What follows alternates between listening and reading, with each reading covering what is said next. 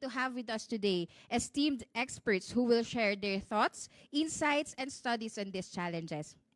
We invite you to actively engage in today's discussions, and please feel free to ask questions, share your thoughts, and interact with our panelists later during our open forum by raising your hands for our on-site participants and through our Q&A box for our Zoom participants and our comment section for our Facebook live stream viewers. And now, to formally start our program, we will have our opening remarks by representatives of our organizing institutions, PIDS and JEF.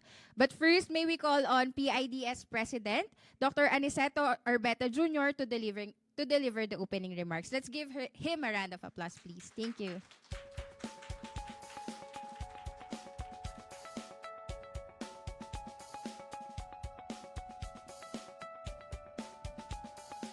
Good morning, ladies and gentlemen. I am pleased to welcome everyone joining us today here at the Makati Diamond Residences and online via the Zoom and Facebook Live for the 2024 Asia-Pacific Forum, or APF. This year's forum marks the return of APF to in-person format since the pandemic. We are delighted to host the distinguished gathering of international experts again, reminiscent of the 2017 forum also held in the Philippines, focusing on the theme integration and inclusiveness in a digital society. Today, we gather to address critical issues shaping the Asia-Pacific region amidst growing, evolving global geoeconomic landscape. Profound changes, including the rapid digitalization of economies and the rise of emerging technologies, have marked recent years. These advancements create new markets, expand business networks, and accelerate globalization. At the same time, the momentum of the green transition is growing as nations confront the escalation of impacts of climate change. These twin forces drive transformative megatrends that define our current economic environment. These megatrends were at the forefront of discussions during the recent PIDS Annual Public Policy Conference in September, where we explored strategies to harness these dynamics as opportunities for improving quality of life and building resilience against socioeconomic shocks. A key takeaway from the conference was the critical role of multisectoral collaboration in advancing inclusive and sustainable development, a theme that resonates strongly in today's forum. This platform provides an opportunity for such collaboration. Recent global developments, including the outcome of the US presidential elections, are expected to have significant implications for global trade and development, particularly in Asia-Pacific. The economic interdependence between regional economies and the powerhouses like the US and China underscores the importance of collectively exchanging perspectives and crafting strategies to navigate these challenges. In this context, the ASEAN-led Regional Comprehensive Economic Partnership, or RCEP, emerges as a landmark trade agreement with far-reaching implications. As the world's largest free trade area, RCEP consolidates overlapping trade agreements among ASEAN members and their key partners, paving the way for a deeper economic integration. A recent PIDS study highlights the potential of RCEP to boost trade and investment opportunities, fostering stronger economic linkages across the region. For the Philippines, RCEP presents avenues to advance infrastructure and human resource development, particularly through service trade. The agreement holds significant promise despite challenges such as market access and national treatment limitations. In 2020 alone, the Philippines' exports to RCEP member countries amounted to 33 billion, accounting to over half of the country's total exports, while imports from these countries reached 61 billion, representing 68% of total imports. Since RCEP came into effect in June 2023, we anticipate these figures to surpass previous records, contributing to the Philippines' export revenue target of 143 billion by 2024, aligned with the national government's goal of an annual export growth of 11%. Free trade agreements like RCEP empower us to overcome market barriers, promote regional collaboration, and drive economic growth and resilience. These shifts in trade dynamics are closely interlinked with another pressing challenge for the Asia-Pacific climate action. The potential landscape in the U.S., a major player in the global climate policy, could significantly influence international efforts to combat climate change with direct implications to our region. As part of the Global South, the Philippines remains highly vulnerable to climate change. The urgency of transitioning to renewable energy cannot be overstated. A PIDS study on the Philippine energy transition emphasized the need for balanced strategies to ensure energy security and affordability. The strategy may include retaining fossil fuel used for baseload power while attracting greater foreign investment in renewable energy development. Encouragingly, the Philippines is making notable progress towards a renewable energy-powered economy. Between January and September this year, the Bureau of Investments approved 23 billion in renewable energy projects, representing 95% of the total investments during this period. We expect these projects to contribute 140 gigawatts of our renewable energy capacity. The lifting of the foreign ownership restrictions in renewable energy has been instrumental in this growth, demonstrating the potential of collaborative development in addressing regional challenges. The intersection of trade, energy, and climate action underscores the complexity and interconnectedness of our challenges.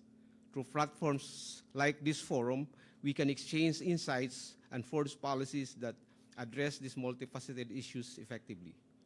I am grateful to the distinguished experts and leaders who have joined us today. We are privileged to have a diverse assembly of economists, policymakers, and researchers from across the regions, each bringing invaluable perspective to our discussions. Let's work together to chart a course for a more resilient and sustainable Asia-Pacific region. I would also like to thank our keynote speaker for this morning, Ambassador Daniel Espiritu, Assistant Secretary for ASEAN Affairs of the Department of Foreign Affairs. Thank you po. Who will soon address us to elucidate the current state of the global economics and politics and the implications of the recent U.S. elections on our region. Lastly, I would like to extend my appreciation to our partners from the Japan Economic Foundation and our PIDS Secretariat for organizing this forum and inviting leaders and experts from across the region to engage this crucial dialogue. As we gather today, we underscore the importance of collaboration among our nations in the strengthening of regional economies and relations, enabling us to build a resilient Asia-Pacific that can withstand political and economic shifts both in the East and the West. May this forum facilitate productive discussion that will inform our plans of action during this episode of political and economic transition. Thank you and good morning.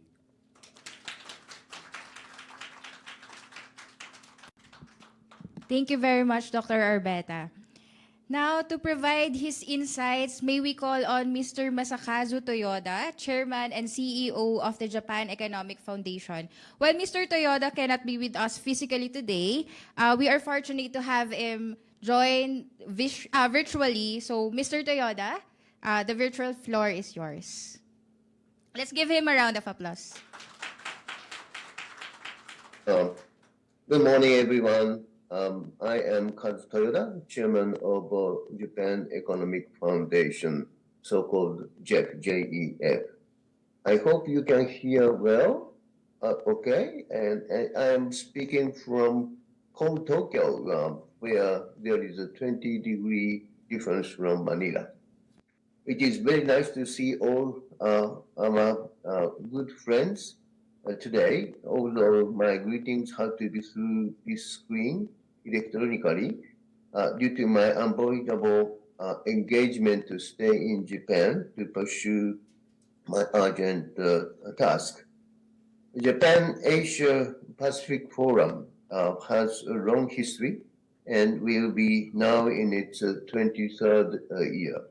This forum consists of friends from 15 economies and institutes. The technological advancement has changed our mindset and allowed us to get together through various platforms. I understand that our members have made their every effort to join us today, despite their busy schedule, coming online even from the transiting airport or from another location like Africa. I'm truly thankful for your enthusiasm and your efforts to participate in this annual event. As a Japanese think tank for international economic affairs, we have been analyzing the world economic trend for over 40 years in conjunction with trade and geopolitics, which is greatly influencing our business and our everyday works.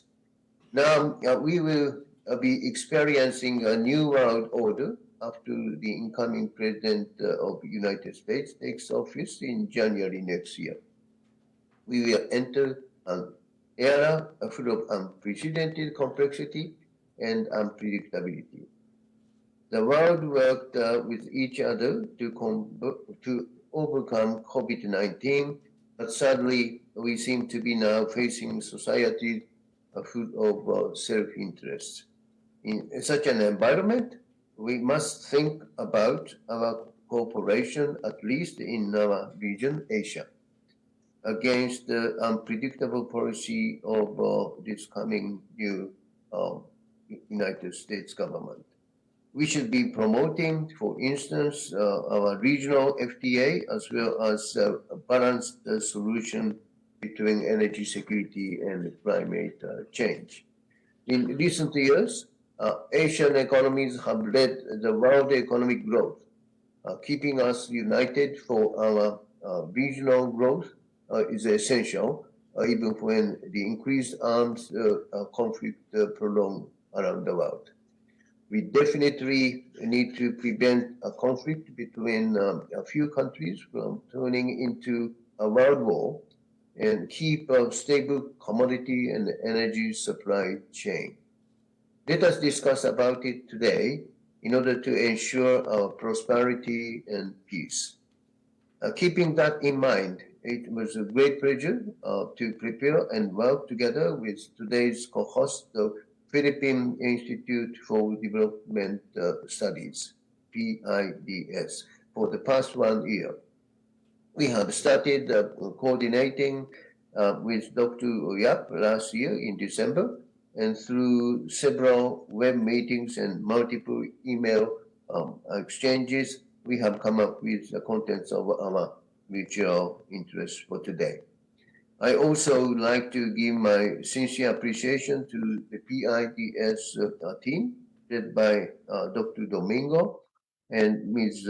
Sasa Esguera, and to our JEF staffs, Egawa-san and Toda-san.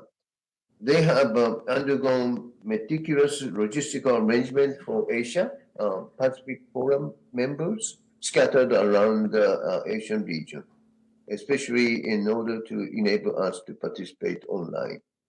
Today, I'm expecting to hear a very lively and frank discussion to tackle the problem, but also to search for some proposal for solutions to be reflected in each of our national policies. Let us try our best for that and have a meaningful exchange of views and ideas to make the day a productive one. Thank you very much for your attention. Thank you.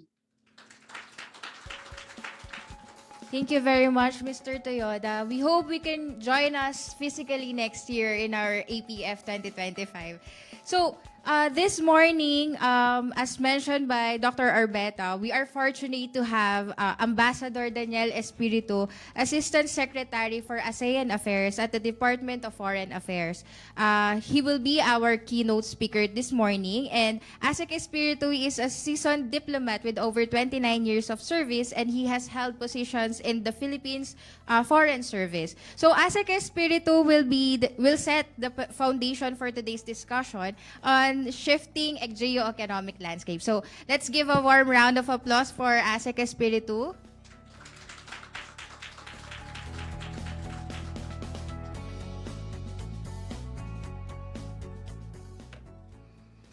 Thank you very much.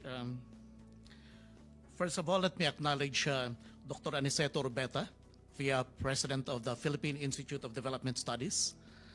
Let me also acknowledge Mr. Masazuku Toyoda, the Chairman and CEO of the Japan Economic Foundation, and Mr. Hidichi Okada, Advisor of JEF.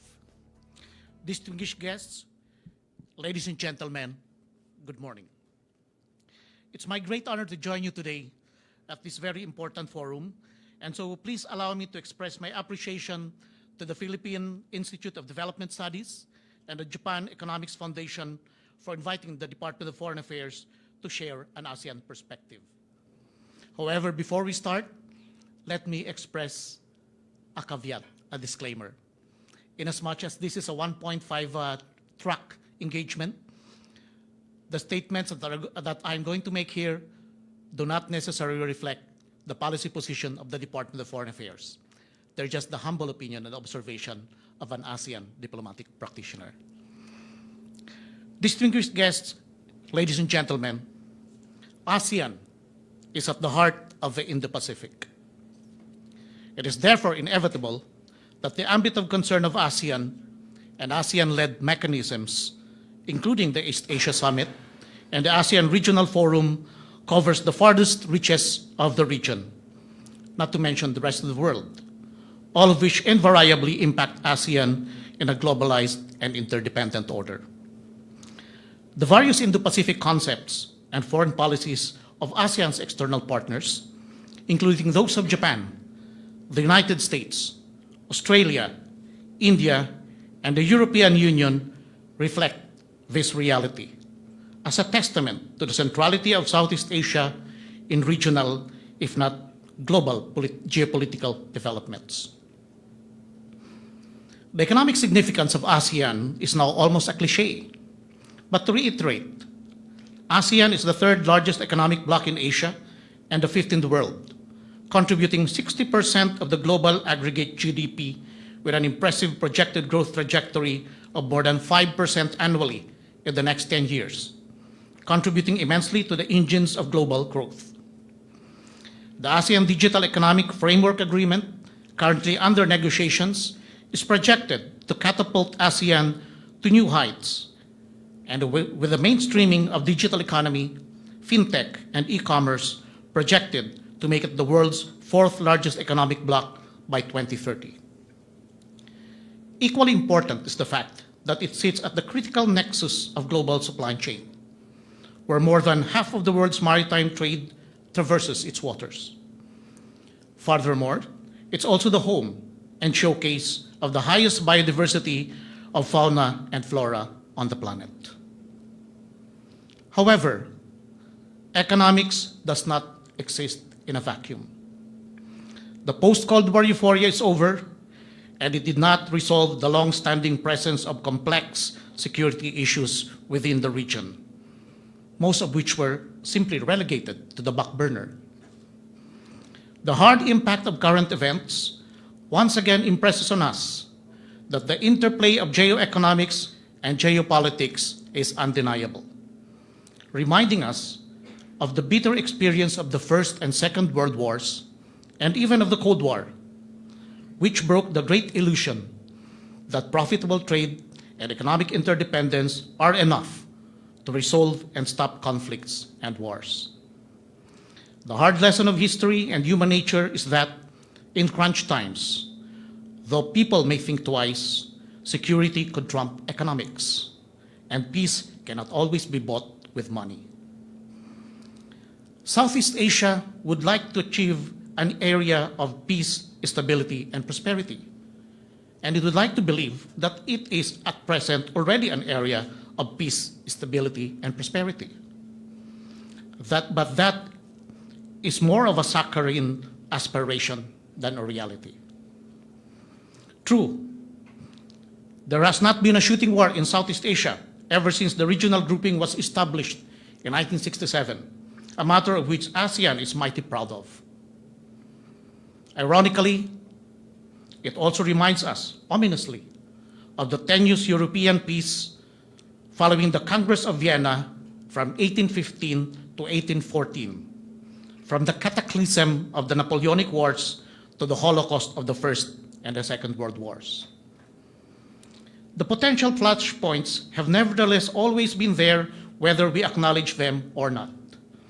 From the Korean Peninsula, East China Sea, and Taiwan Straits, to Myanmar, Central Asia, India and Pakistan in Kashmir, and Afghanistan, and a host of boundary and territorial disputes complicated by ethno-religious and, surprisingly, surviving ideological divides. And of course, at the very center of ASEAN itself is the powder keg of the South China Sea, where the outright violence of rammings, water cannonings, laser assaults, intrusions, and violations of sovereign rights are a common major concern for all of us in the region and beyond. Neither are these tensions just the product of a new superpower rivalry, a reality that has become a new favorite buzzword of polemicists. They are also the product of long-standing conflicts of smaller states. And in the case of South China Sea, the dispute between one aggressive rising superpower and 4 small ASEAN member states themselves. What we have to watch, however, is this. These tensions represent more than individual cases of disputes. More importantly, they signify a bigger trend, a more ominous trend, a bigger reality. A rising, bold, revisionist challenge to the international rule of law and the current international system, the United Nations and the Bretton Woods framework and their host of international conventions, treaties, and agreements which nurtured and sustained the post-war security order and prosperity of our contemporary world. It is therefore imperative that ASEAN and its external partners begin seriously addressing these issues while maintaining their commitment to the Treaty of Amity and Cooperation and the broad range of toolkit of peaceful settlement of disputes under international law, including the use of the authority and the expertise of international judicial bodies under the United Nations. The ASEAN Regional Forum has long launched confidence-building measures coupled with professions of win-win cooperation among all parties to resolve various disputes, but continuing aggressive moves, unchecked and uncommented, perpetuate deep-seated mistrust, seemingly validating perceptions of zero-sum outcomes that threaten peace and our collective economic progress. Moreover, ASEAN-led mechanisms are still finding it a huge challenge exploring ways to transition to preventive diplomacy and to conflict resolution. And the problem is not only technical and diplomatic. It also requires political will and the capacity to acknowledge hard developments on the ground and on the waters while fortifying common efforts to preserve regional congeniality at all costs. The Indo-Pacific and Southeast Asia is beyond doubt experiencing a gradual economic recovery, relentlessly reassured by its strategic geographic position as an ideal hub for regional and global supply chains, propelling foreign investments across various sectors, including electronics, manufacturing, energy, automotive, and e-vehicle industries, among others. But there are clouds on the economic horizon. We have, for instance, the continuing disruptive effects of the supply chain, especially of food, raw and intermediate materials and energy of the wars in Ukraine and the Middle East. We have to factor in the impact of the slowing down and crisis of the Chinese economy, especially on Southeast Asian and Central Asian economies heavily tethered to China. We have to adjust to the ramifications and the uncertainties of the policies of the incoming Trump administration. What will the world and energy market look like if the US slaps 60% tariff on Chinese exports, 25% tariffs on Mexican goods, and 10% tariff on Canadian products? This will affect us all. And a baby drill strategy which could once again upend the Middle East and OPEC status as the largest providers of expensive oil. Just 3 to 6 months ago, the world market was forecasting a US recession due to inflation and even a yuan replacement of the dollar. Now the world is agog with mixed trepidations over the strong US economy and the global effect of the strong dollar. It's therefore wholly understandable that we are witnessing a reconfiguration of the order within the Indo-Pacific as countless countries adopt de-risking strategies to mitigate dependencies and real vulnerabilities based on strategic considerations. Because ASEAN, while emerging as a partner of choice for many countries in Indo-Pacific, stands to benefit, but also to suffer significantly from these geopolitical and geoeconomic developments and disruptions. To mitigate risks, we can optimize the economic potentials of the Indo-Pacific region. We can enhance our existing free trade agreements with our external partners, but more importantly, their utilization.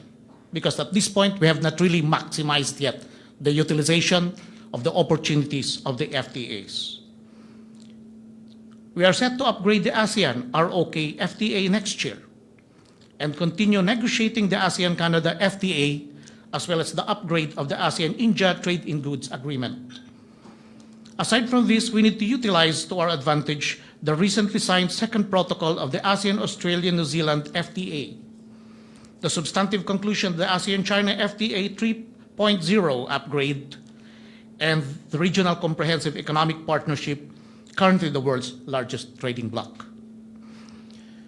During the summit in Vientiane on 8 to 11 October 2024, ASEAN came up with the following declarations that are crucial in enhancing the economic strength, resilience, and growth of the ASEAN region. The ASEAN Leaders' Declaration on Development of Strategic Plans to implement the ASEAN Community Vision 2045, the ASEAN Leaders' Declaration on promoting sustainable agriculture, the ASEAN Declaration on enhancing supply chain connectivity, the Science and Technology Minister's Statement on Artificial Intelligence, and the ASEAN Declaration on Plastic Circularity, among many others. In fact, there were almost 70 plus to 80 statements passed during the last summit in the entire year, the entire chairmanship of Laos.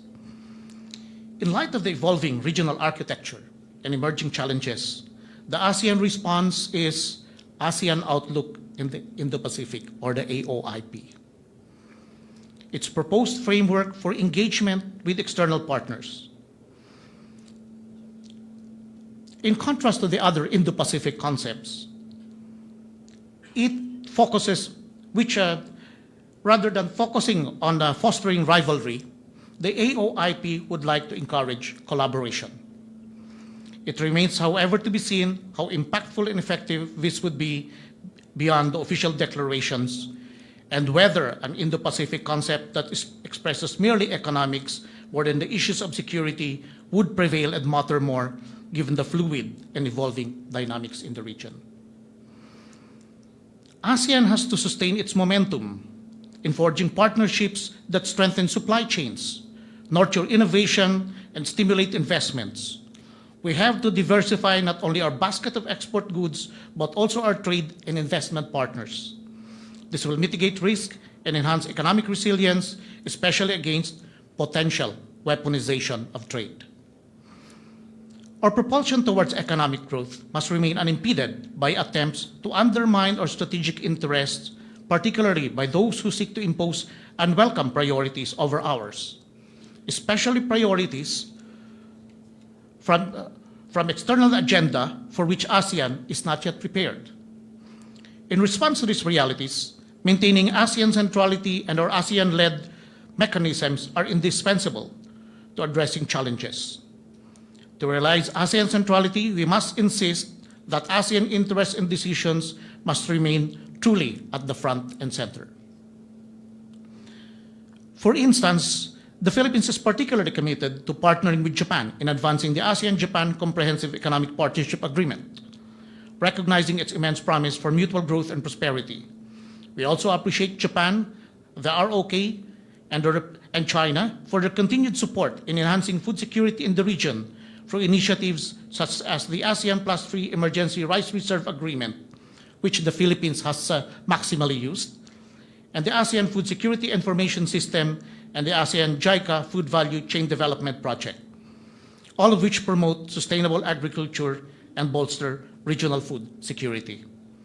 Furthermore, we look forward to enhancing our cooperation on initiatives launched during the ASEAN-Japan Commemorative Summit, including the ASEAN Zero Emission Community, the ASEAN-Japan Co-Creation Initiative for the Next Generation Automotive Industry, and the Digital Innovation and Sustainable Economy Center under IRIA.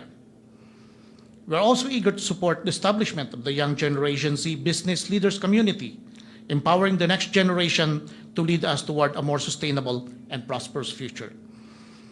We are pursuing similar initiatives with other partners like the Republic of Korea, Australia, New Zealand, the United States, India, Canada, and China, among others.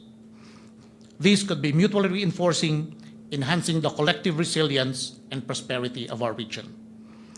In the interest of time, I will not go on with more economic details. Let me just say, with all of what I have said, that I'm just here to spur the discussion.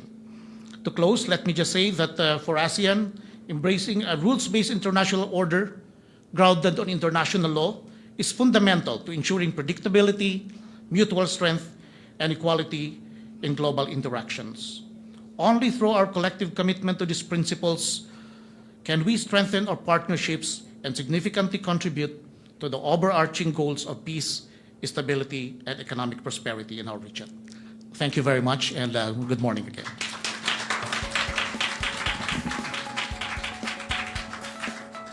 And there you have it. Thank you very much, Asek Espiritu. I really think he has set the stage for our discussion for the whole day. But we encourage everyone to keep these points in mind and draw from them as we engage in meaningful exchanges later today. I know everyone excited for the main discussion, but for now, let's have a short health break and a photo opportunity with ASEC and our speakers and Mr. Toyoda online. So may I ask everyone to stand up and gather here in front so we can take our photo opportunity. And then later on, we'll have the health break. Thank you so much, ASEC.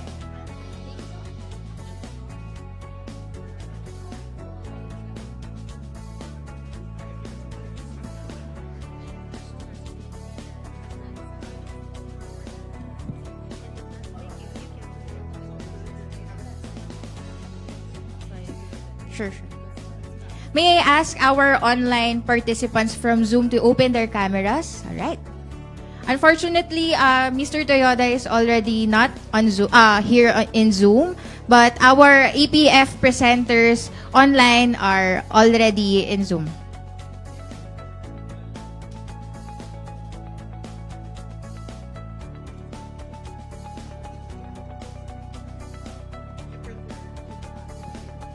Hi, so everyone please move to the front for the photo op, and we'll have 2 rows here below the stage and the others will stand on the stage. So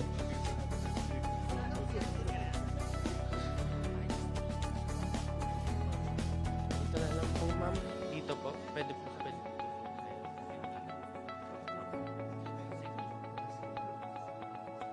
Yung mga matatanda. Excuse me, some can move to the stage. Dito po.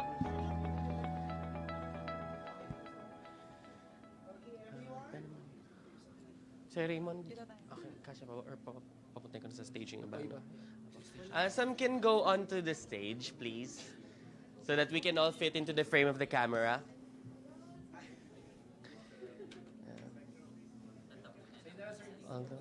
Makikita pa rin ba yun? Sir, you can move to the other side.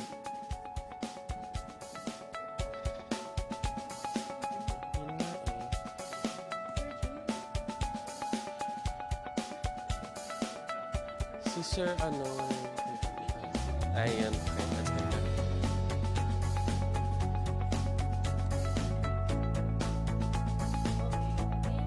Ito mga nasa kanan, Sir Raymond, kasya pa. Yung mga nasa kanan po, abot.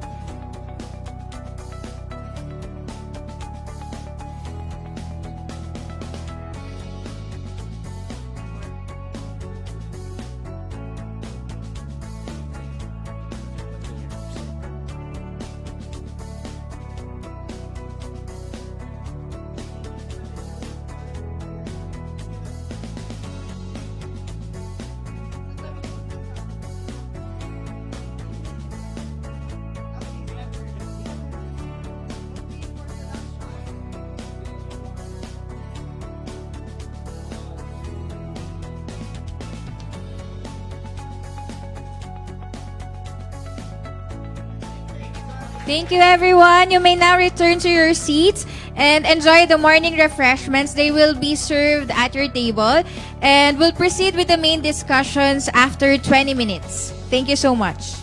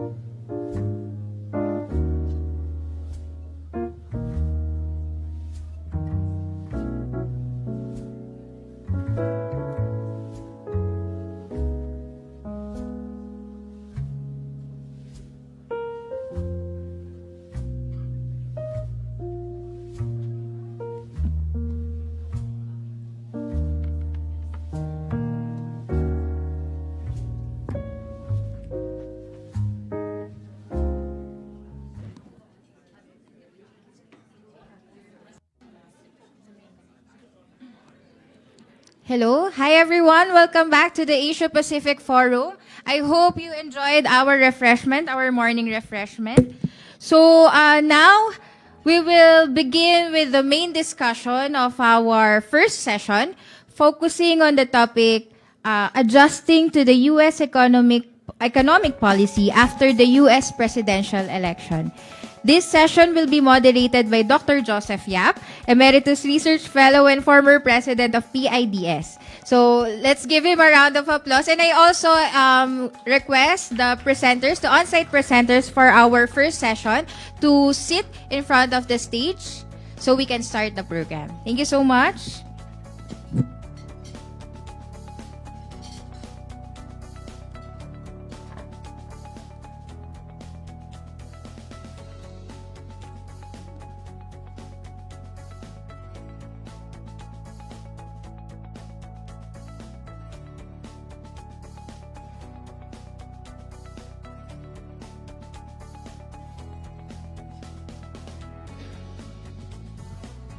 Okay.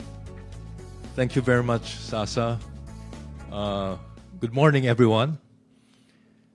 I have to admit that when I proposed this particular session earlier this year, I was expecting President Biden to win re-election. Okay. So Let me put the topic in perspective by citing the difficulty in crafting foreign policy because of the constant tension between, on the one hand, you have society's values, and then on the other hand, you have society's interests. So values and interests.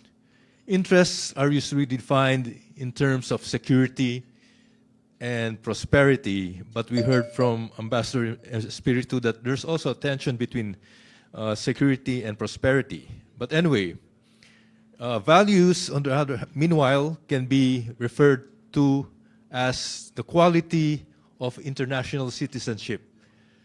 And this is usually framed in terms of respect for the sovereignty of other countries, but also preference for democratic norms and respect for human rights.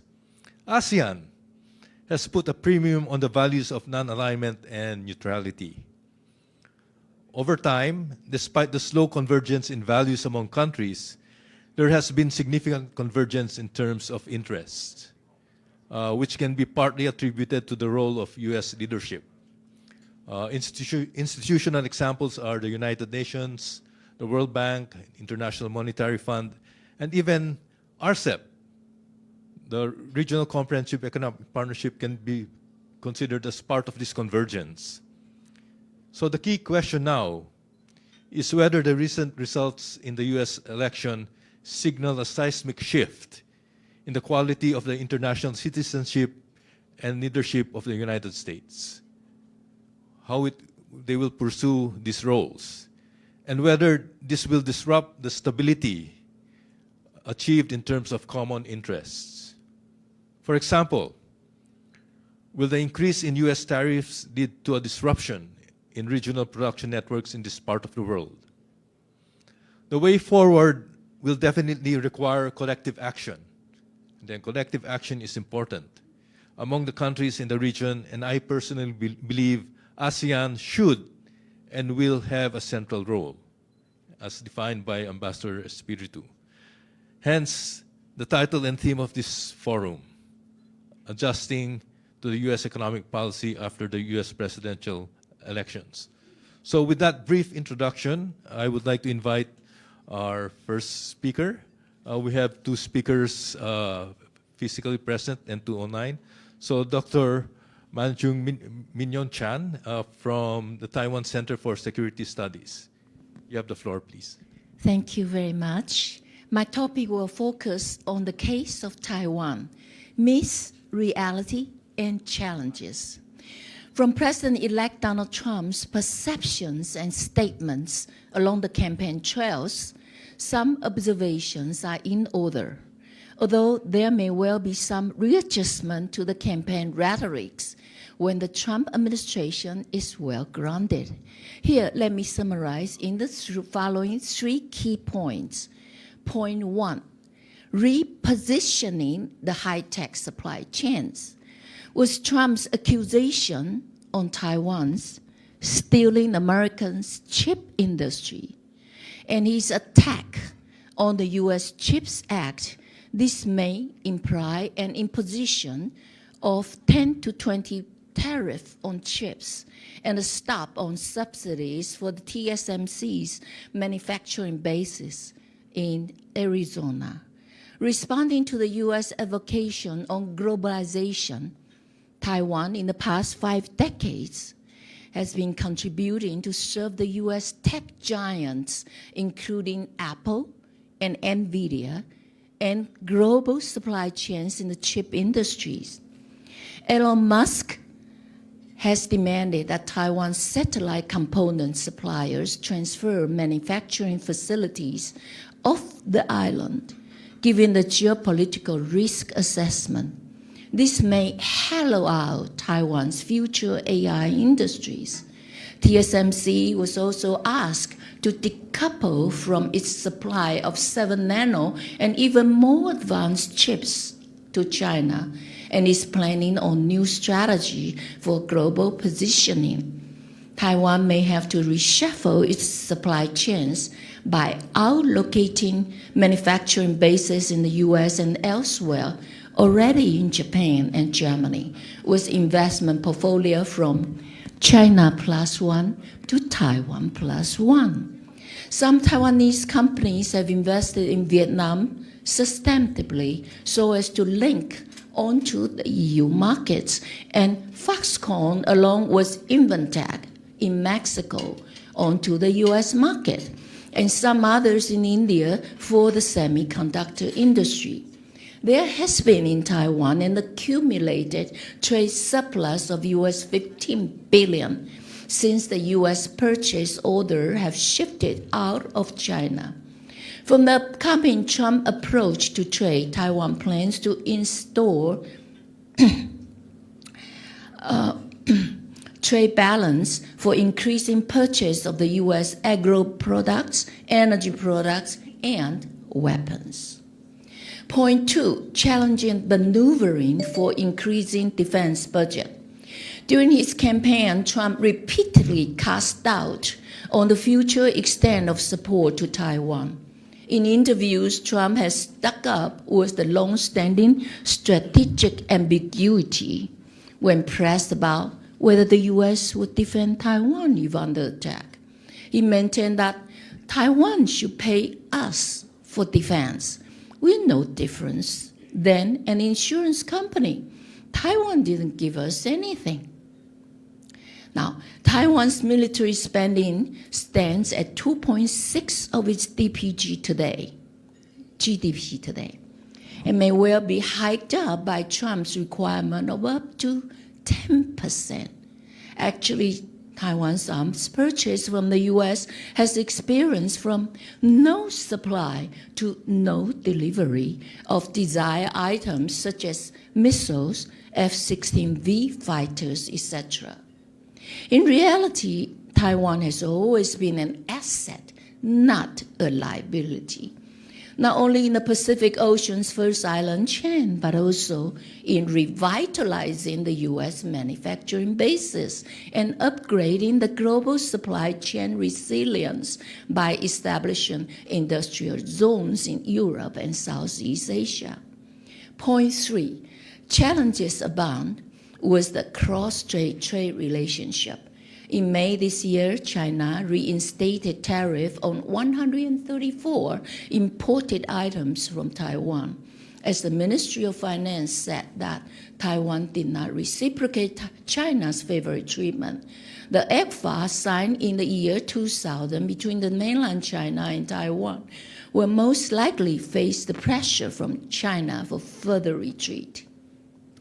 With the upcoming Trump 2.0 at play, Taiwan's functional utility of sort in the Sino-US trade and technology warfares may increase or diminish over time in accordance with their bilateral, uncertain, shifting relations.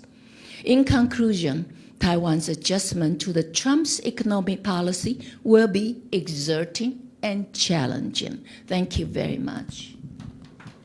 Thank you very much for that very concise and insightful view on the role of Taiwan and how it will respond to any possible challenges that emanate from the new U.S. administration. So with that, I would like to invite Dr. An Chun-Yong to present his perspective. Dr. An is from a School of Business and Economics from Chung-An University in Seoul. Dr. An, please. Thank you very much, Dr. Yap. Ladies and gentlemen, good morning. I would like to express my thanks again for inviting me to this great Asia-Pacific Forum. I would like to focus on the U.S. President-elect Trump economic policy and the adjustment of the Indo-Pacific economies. As you know well, the President-elect Donald Trump economic policy is expected to accelerate three main pillars of his first-term presidency and likely to result in very strong dollar. Three pillars includes a far stronger protectionist trade policy with a high tariff than his first term and a major corporate tax cut. Actually, he trimmed down 35 to 21% during his first term. Now he's going to push it down again, 15%. And then deportation of unauthorized immigrants and consequential strong dollar. During the election campaign trail, Mr. Trump has made it clear he will adopt these policies in far stronger terms to create jobs and protect American industries, leading to Make America Great Again. His proposed tariff hike, 10 to 20% of all import universally, and 60% tariff imposition on import from China. Likewise, he's going to put America first when it comes to the U.S. International Economic Agreement. Under the proclaimed protectionist doctrine by the Trump presidency, amid an acute high-tech rivalry between the U.S. and China, Asia-Pacific economies, for that matter, the rest of the world is likely to face unprecedented challenges, facing unstable trade environment, and thus further aggravating geoeconomic fragmentation already underway. Perhaps from now on, trade protectionism is a rule rather than an exception. I'm afraid, in reality, WTO system is pushed helplessly at bay. Trump's policy based on higher tariff on imported goods and higher demand for domestic goods with reduced foreign import in a full employment economy of the U.S. will put upward pressure on prices. Then, to keep the inflation under control, the Federal Reserve is going to raise the interest rate. As a result, the dollar will strengthen. Therefore, the U.S. export will suffer. The Asia-Pacific economies have to adjust to a strong dollar to recalibrate their currency policies. The import bill will go up to cause inflationary pressure throughout Asia-Pacific economies. If China and Europe retaliate with tit-for-tat retaliation to engage in tariff war, the outcome would not be better for the U.S. and its trading partners. Sluggish U.S. export and little improvement, if any, of the trade deficit is likely to lead to higher inflation and stronger dollars. Furthermore, Trump has promised to deport illegal immigrants numbering around 11 million and may deport about 1 million a year. Total U.S. employment is 160 million, so job vacancies are visible in service sectors of the United States. In 2021, 7 of the Asian economies are the top U.S. 10 trading partners to enjoy huge trade surpluses against the United States. The trade surplus for those 7 economies is recorded in the following order, indicating trade surpluses in the $1 billion in the parentheses. First, China recorded the trade surplus $353 billion. ASEAN altogether recorded the trade surplus against the United States $183 billion. Japan, $60 billion. South Korea, $29 billion. Taiwan, $40 billion. India, $33 billion. Vietnam, $90 billion. These economies would be greatly impacted one way or another by the Trumponomics. The trade surplus economies should be ready to face a harsh reality of greater tariff hike, one way or another, they need to trim down the one-sided trade surplus vis-a-vis the United States to increase a strategic import from the U.S. to tone down the U.S. High tariff policy. In the years to come, there's no question about the central gravity of the U.S. economic prowess in high tax and the energy supply. Now the United States is an energy exporting economy due to a shale gas cultivation. Given the Trump's assertive and protectionist agenda, how would Asia-Pacific economies react to mitigate its harmful impact, which would vary across the Asia-Pacific region?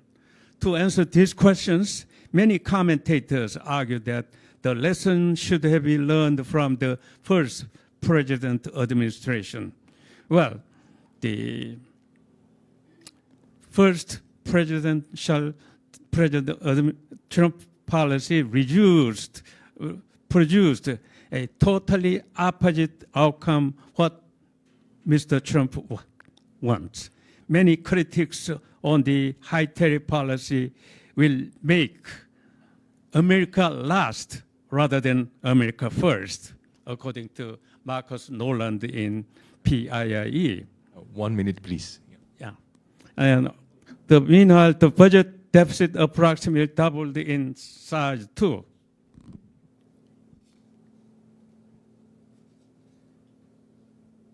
So the reactions and the policy response for Asia-Pacific trading partners, okay, let me make several points. First, China's reaction against trade high tariff imposition has severe consequences on regional trade landscape, whether tit-for-tat tariff confrontation or milder retaliation or muddled through a marginal adjustment toward the compromise settlement. Depending upon China's reaction, smaller Asia-Pacific economies would suffer too. East Asian smaller economies would not want to be forced to choose either the US or China. All Asia-Pacific economies want to see US and China to settle down the differences by searching through a compromised middle ground on high-tech competition. Second, Asian economies would need to invoke East Asian identity by taking collective and coordinated effort on the spirit of the free trade principles. In fact, the Asia-Pacific economies have demonstrated that they are pursuing unilateral free trade agreement to live on comparative advantage and agreed upon high standard as observed in the CPTPP and the lesser extent in the RCEP so that they can increase intra-regional trade and investment. For this purpose, the quality of the RCEP needs to be upgraded to the level of CPTPP to make it a significant free trade club, which the U.S. cannot shun away down the road.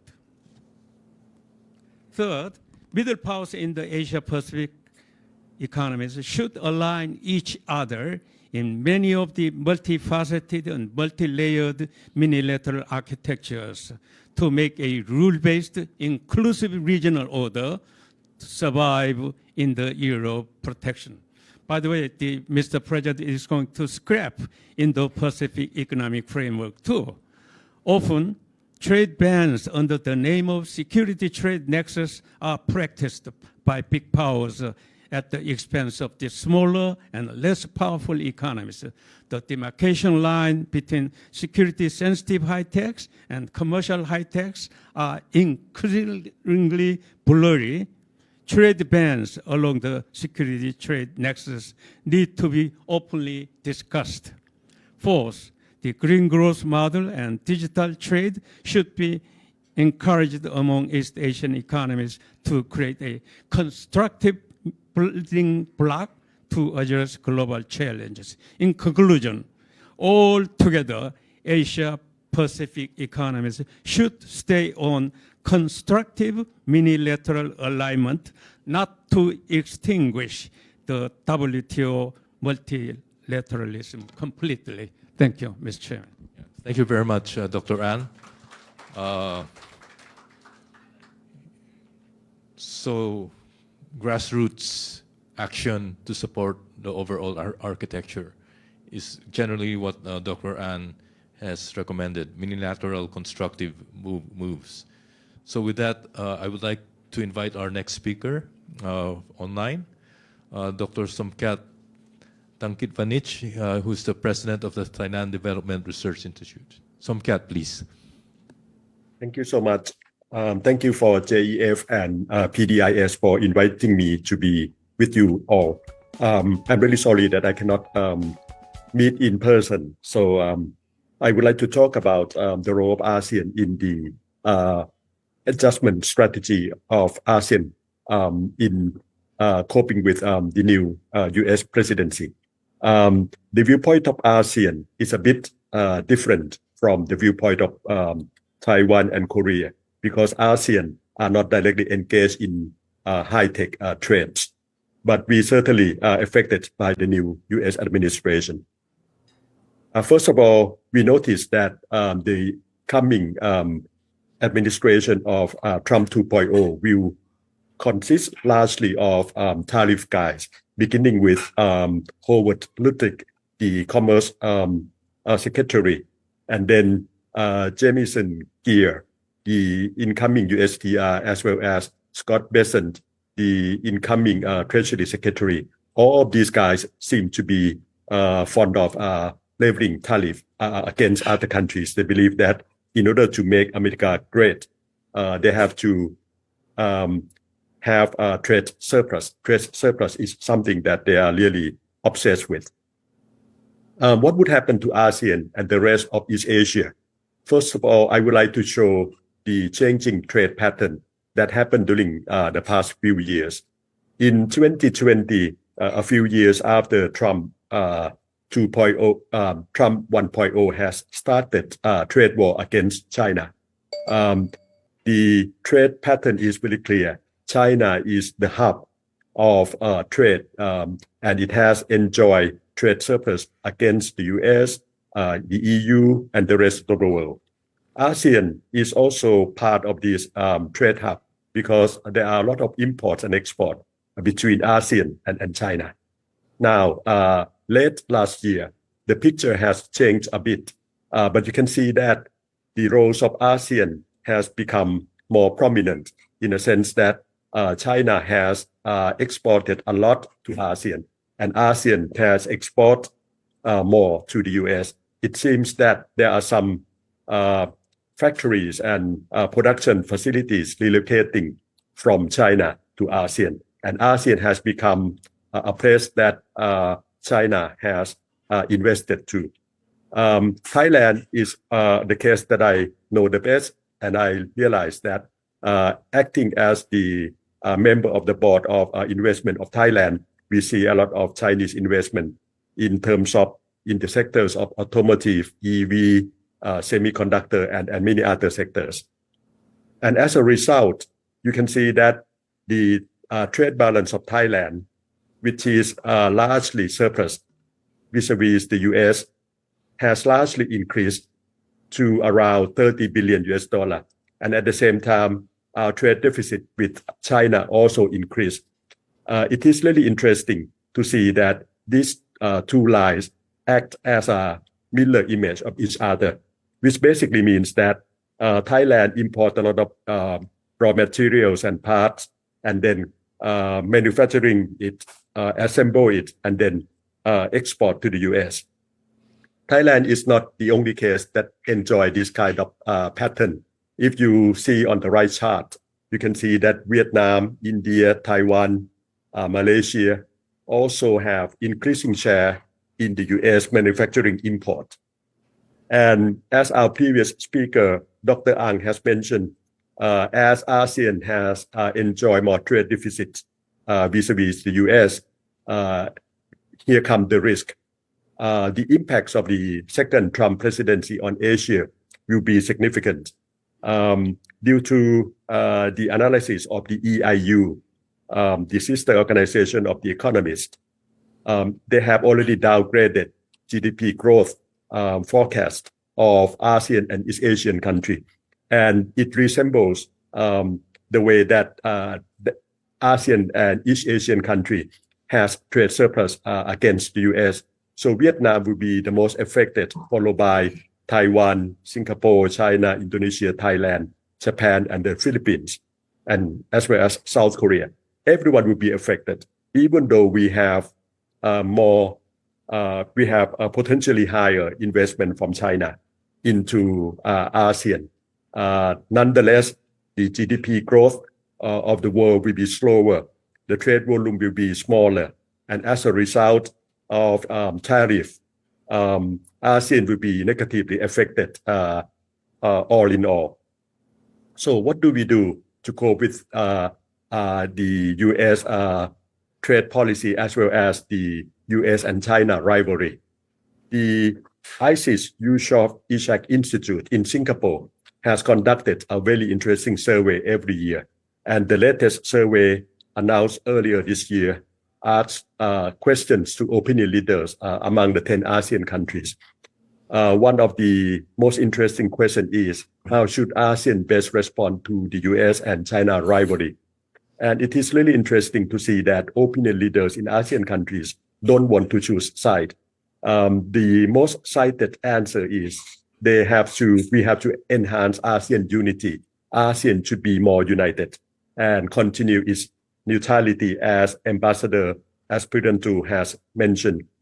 And if we are pushed to choose side, we should seek out third parties, and let's see who would those third parties countries would be.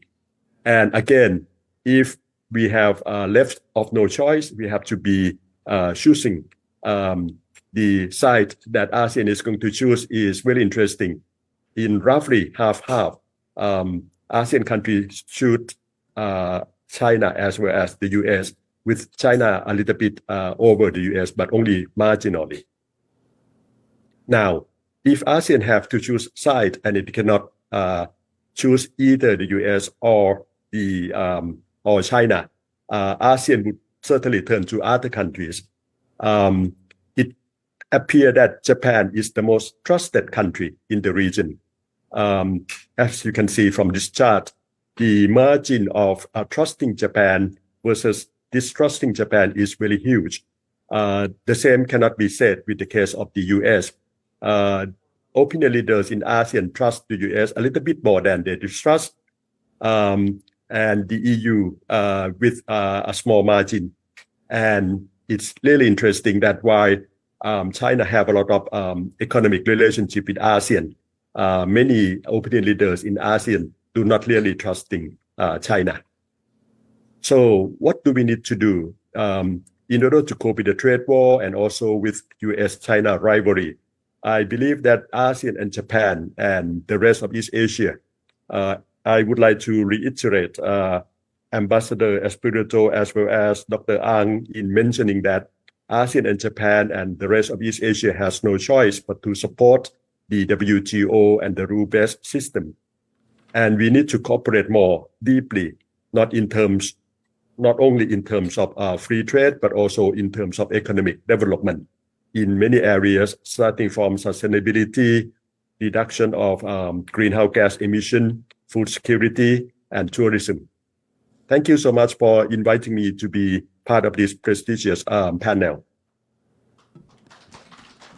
Thank you very much, Dr. Somkat, for a very concise and interesting presentation.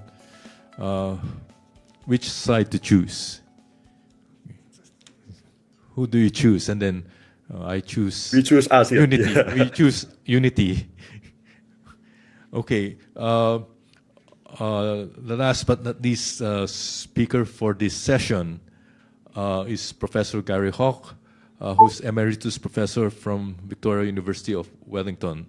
My heart always warms when I see Professor Hawk, because he knew my father first before he knew me. So, Professor Hawk, you have the floor. Thank you very much, Joseph. You don't need to remind me of my age. The volume.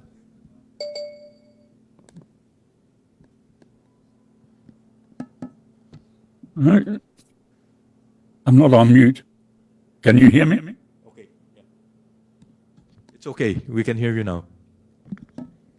Thank you very much, Joseph.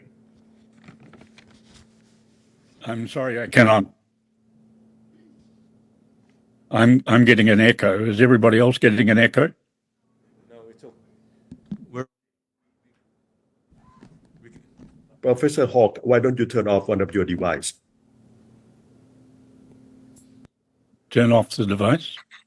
Yeah, you have two on the screen. You have to turn one off. And how do I do that? You're okay. I think we hear you loud and clear. Unfortunately, I'm hearing myself as well. I think I'm right now. Thank you.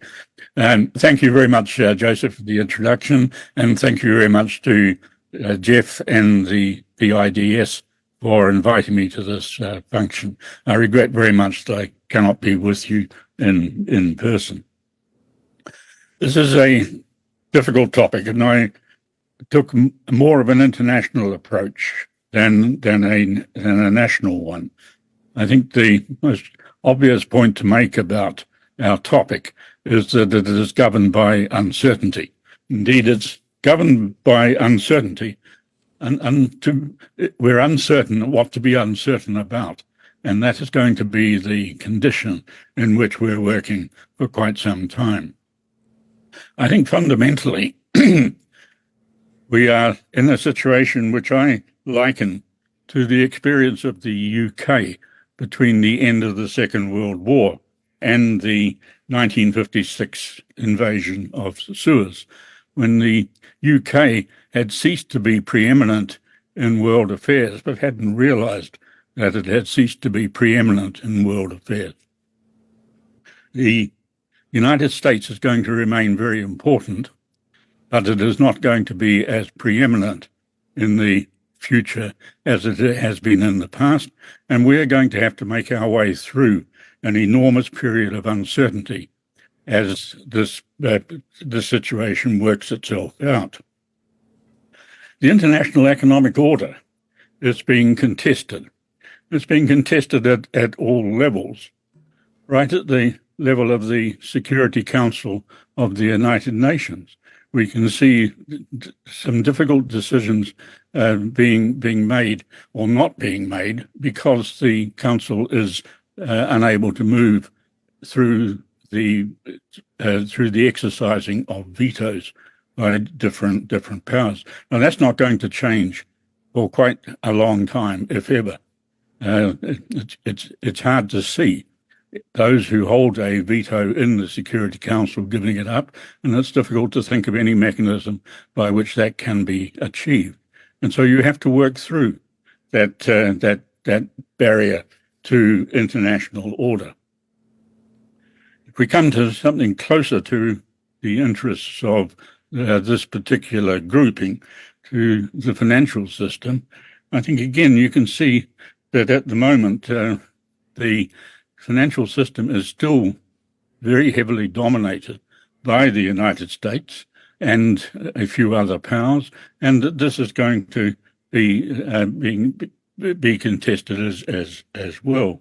The domination of the United States is obvious in the attempts to use sanctions in various places and in the ways in which sanctions are being not so much evaded as worked around in a whole lot of areas. Now, what I'm suggesting is that if you're looking at the international order at its most general, at the United Nations itself, at the international financial system, you have to look at something where the discussion should not be about de-dollarization, but it should be about how do we actually manage the decentralized but interconnected world. If we come to something more concrete, we come to the World Trade Organization, and Dr. Ahn mentioned that the problems of the World Trade Organization seem to be hopeless. But I think we can be a little more optimistic. There are certainly important specific issues around the WTO, and it is not going to be easy to completely resolve them, but we can look forward to ways in which we can manage them in the foreseeable future. The issue, it seems to me, is we can see an example to follow in the way in which the multi-party interim agreement is put in place to evade the inability of the WTO disputes resolution system to work simply because we cannot achieve the appointment of members of the various panels because of the United States veto. The MPIA provides for a replacement for parties which are willing to accept the operation of the system. You're getting a decentralized response to the frustrations over a centralized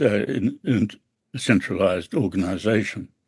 I think that is something which we're going to see a great deal more of. The phrase that comes out of the ASEAN discussion a few years ago, when we talked about some of these issues of open regionalism, we can now actually see an effort towards open, concerted plurilateralism. Open, concerted plurilateralism. You have to think hard about the processes by which membership can be widened, and making these things open is in fact a major issue. But they can be concerted in the sense that they are the work of the members who agree to operate them and to accept the obligations of that membership. At the moment, the effort tends to be to try to work strictly within the mechanisms of the WTO, and that is proving to be extremely difficult. And I think we should try and preserve the most favoured nation principles of the WTO as much as possible, but we can also expect to see a greater variety of organisations, of agreements among people, among the states, which go beyond what can be worked through the WTO. So instead of putting it in slightly more technical language, instead of putting it in the form of Annex A agreements, Annex 4 agreements, like the WTO Government Procurement Agreement, we have a much more open system of agreements on e-commerce, on and trade and services, on environmental goods and services. And we can expect these to move, and we will then have to deal with the problems which emerge when they're not entirely consistent. And they do have to go long and far beyond tariffs. Specific issues of technology controls are likely to be much more important than tariffs themselves. So in a sense, that is coming very close to what Dr. Ahn also said, or what Dr. Yap actually identified as the grassroots response to the major issue. Let me make just one other point, and that is that although we can see the world becoming more difficult in many ways, it is worth remembering that in a long period of history, it has always seemed the most, to people, that the period in which they happen to be living is the most difficult of any period they can think of. What now look to be periods of relative calm in the past didn't seem so to those of us who actually lived in those periods in the past. So I don't think one should put too much emphasis on the difficulties. On the other hand, we have to recognize that people are absolutely right about the issues which are being created, and they do tend to be put in the form of security. But what I'm wanting to argue is that one shouldn't put the discussion in terms of security versus economics, or security versus trade. The issues are, in fact, around interrelationships among economies and countries, and they cannot be separated in that way. The difficulties are always in the boundaries between collective effort to facilitate efficient use of resources, especially over time, and the protection of specific interests on the other hand. So you have to think about public investment in transport infrastructure, and at the same time think about export subsidies and industrial subsidies. You have to see them together. Even research and development has to be seen alongside the production of subsidies, which don't generate the growth to which they're expected to do so. So the issue is really about the management of resources as a whole, and that includes some of the issues about security, but we should never allow security simply to be reduced to allegations of disadvantage and then for that to become an argument for protectionism or other interruptions to the greater prosperity of people we want. I think the general point that I wish to make is that the ASEAN success in promoting agreement and cooperation among its membership is something which we should value very highly indeed and should not subject to change in response to problems emerging elsewhere.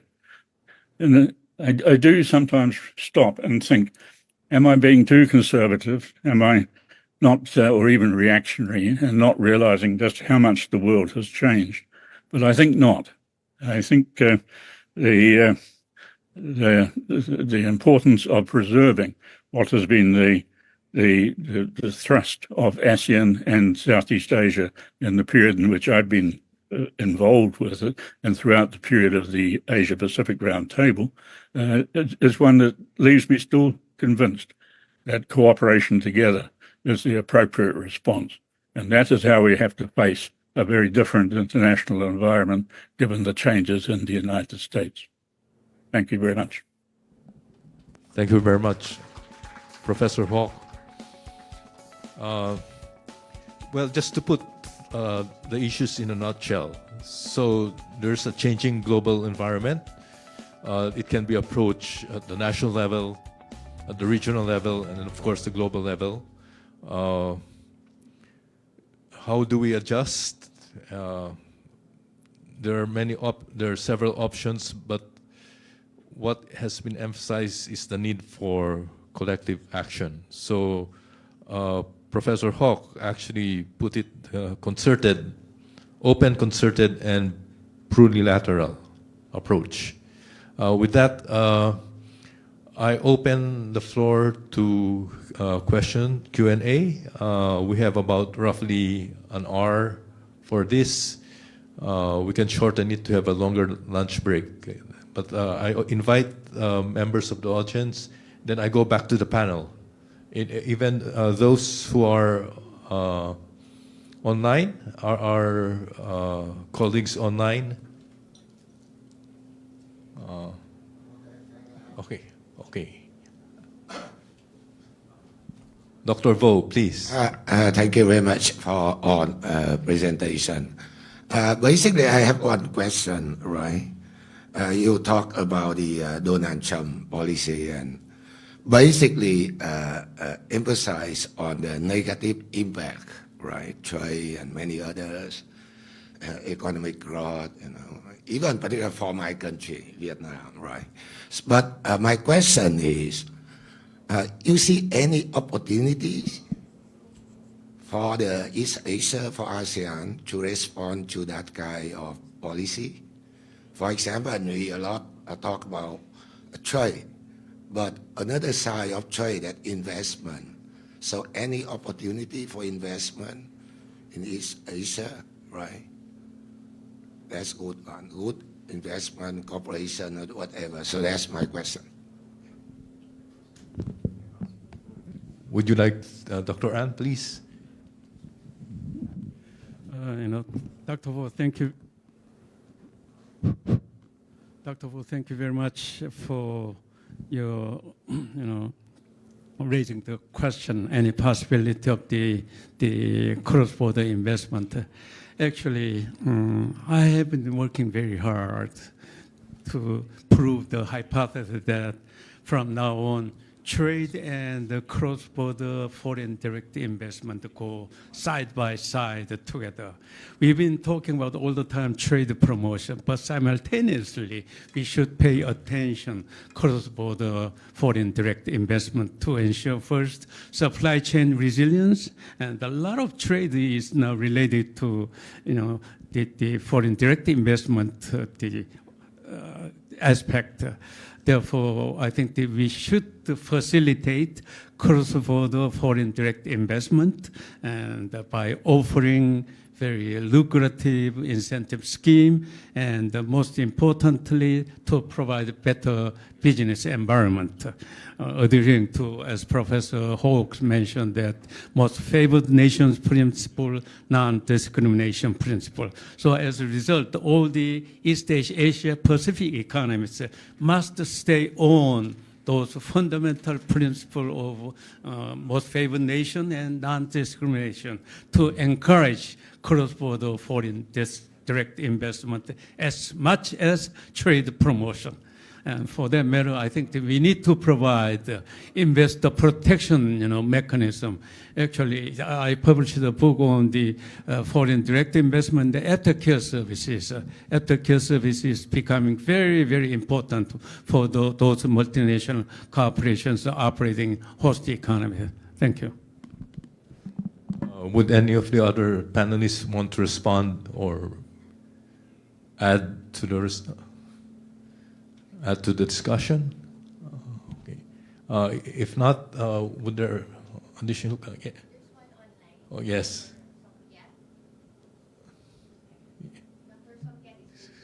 Okay. Dr. Somkat. Yes. Thank you. Thank you, my old friend Wo. It's really interesting questions. Is there only negative effect from Trump? Certainly, there are some positive side. In the case of Thailand and other ASEAN countries, I think relocation from China and East Asia is our opportunity in a sense, even though we also have some risk that the U.S. might scrutinize export from ASEAN to the U.S. as what happened, similarly happened to solar panel export from Southeast Asia to the U.S. It has been relocated. The facility has been relocated from China, and then produced in ASEAN. And ASEAN export that to the U.S. It used to be good for a while, and then the U.S. has scrutinized and applied anti-dumping duty against export for ASEAN, believing that it's Chinese companies in ASEAN that underpriced. So while we have the opportunities of having more FDI, we need to screen the investment more carefully. And also, as Trump is quite unpredictable, from time to time, if business people looking at what his decision is and his policy is, there can be some opportunities arise for people who are well prepared to take charge of the opportunity. My last point is that there can be some good side. If ASEAN and East Asia and the wider free world believe that we can no longer rely on the US, and we have to adjust ourselves, we have to unite, we have to promote free trade among ourselves, and that can be good in the long run. Thank you.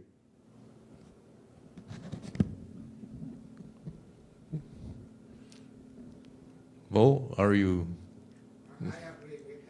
Okay, thank you. Yes. Professor Urata, You have the floor for your query. Thank you very much. I enjoyed the presentation by previous speakers. I have one kind of follow-up comment on this FDI and a couple of questions to the speakers. FDI, that's what I think Trump wants. By raising tariff walls, he expects the companies to invest in the United States. But as Somukhat said, I think he's unpredictable and inconsistent. There's one specific case, which is a U.S. Steel case. That the Nippon Steel is trying to buy, U.S. Steel, which is of course inward investment. But Trump and I guess even Biden were against this. So that's one case of one example of inconsistency. Trying to attract FDI, but stop, prevent U.S. Steel to be bought by Japan Steel. I have a couple of questions to the speakers. I agree fully with the comments by all the speakers, the importance of having rules-based trade system, and particularly as Gary said, one of the difficulties WTO is the consensus decision making, and so the members can get together with like-minded members to set up plurilateral agreements and regional trade agreements, free trade agreements, which I will discuss in the afternoon.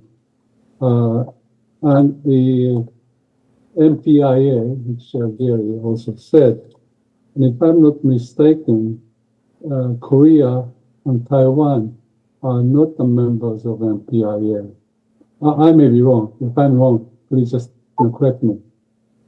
If that is the case, I'm just wondering why Korea and Taiwan are not the members of MPIA. This is a question to Dr. An and Young Chang.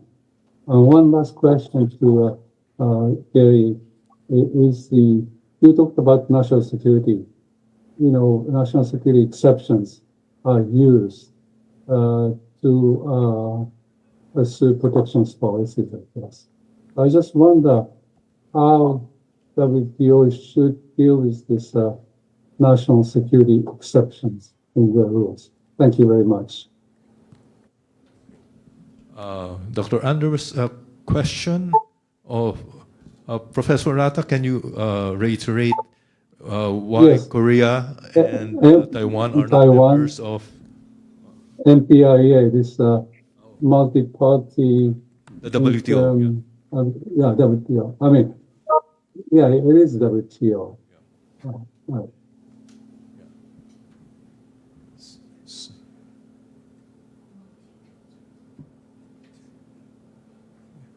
It's a jurisdiction that's some sort of diluted version. So would you know why Korea has not yet accepted?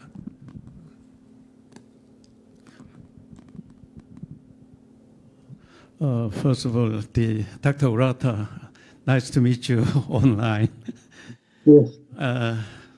Well, you look fantastic. You look too. Well, I think this question, I'm not really sure.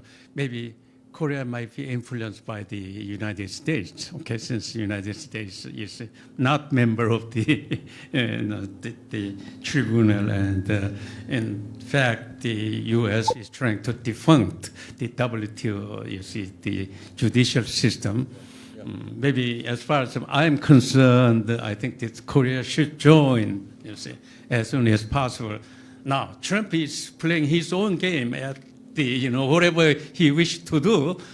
Therefore, I think the South Korea should join this, tribunal as soon as possible to ensure that the South Korea stay on the multilateralism and, WTO principles. I mean, as one of most trade-dependent economy and most the ardent pursuit of the free trade agreement throughout the whole world, and South Korea should join that the I'm going to recommend, and I'm going to talk to Korean, especially National Assembly politicians. Okay? Yeah, thank you. And then there was an issue raised on the national security. Professor Rata, I beg your indulgence. Can you reiterate the last point you made about? Yeah. I'm just curious to know how Gary thinks about the, like GET 21 or national security exceptions. In other words, you can claim some policies which are quite sensitive to national security, so you cannot be challenged or something like that, right? So, Can I respond? okay. Yes. Gary, please. I don't think there's a problem with the national security provisions of the WTO issue. The provisions are more or less, as you say, but there is a whole body of law around the ability to claim national security exceptions and indeed the qualifications that follow from that. The difficulty at the moment is simply that the United States has a different view of how national security should be interpreted from that which is developed in the WTO legal proceedings. The United States claims a much wider ambit for national security than was intended in the WTO foundations and in the subsequent legal proceeding. Other than that, I think the provisions in the WTO have been acceptable to members, even those who have been found in breach of the rules. Thank you. Okay, please. I think this is, very intriguing issue I mentioned during my presentation. I think whole thing, security trade nexus issues, it boils down the high-tech competition between the United States and China, especially on high-end semiconductor and AI intelligence. Okay, I mean, both the U.S. and China fighting each other to take the leadership on those, 21st century the technology. Here, that's why I'm saying that the high-tech sensitive product and the security sensitive product, there's no demarcation line. It's very blurry, okay? Therefore, when United States issued the unilateral ban, setting up the guardrails, okay, hey, South Korea and Taiwan, you are not supposed to export those high-end semiconductors to China. How you draw that guideline, So therefore, I think that we need somehow deep consultation, okay? To what extent this product is security sensitive, to what extent, this is commercial, the high-tech product. So this is a very, very important issue, and I hope the U.S. and China settle down, okay, where we draw the demarcation line. Otherwise, all the small economies will be victim of this trade security nexus. I'd like to respond 2 points. One on the multilateral investment mechanism. I think in Taiwan, the private sector's pace is much faster than the government. From the WTO scheme, I'm not quite sure what is the technical consideration the government has right now. But as I reported earlier, we have repositioning our high-tech industry in the US, in Japan, and in Germany. And now the ultimate decision for the private sector really is what is the environment that they see conducive to their investment. In this particular case, Taiwan's business feels that Japan offers the best investment environment, both on the infrastructure facility, engineering talents, and the business culture. So that is the private sector's decision. On the national security and the linkage to trade, We always emphasize the rule-based international order. Now, the rules over time, if one nation or the others find insufficient or not enough to meet the current needs, we still need to sit down for consensus building. Not that you just turn away because investment rules of order change over time, and it can be adjusted with consensus. Thank you.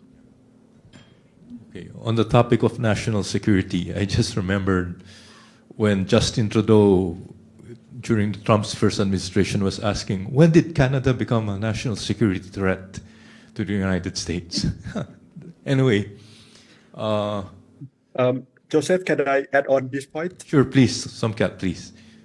Yes, I think Shujiro Urata raised a very interesting point about the Japan investment in steel in the US, and it has some contents of the linkage between security and economy.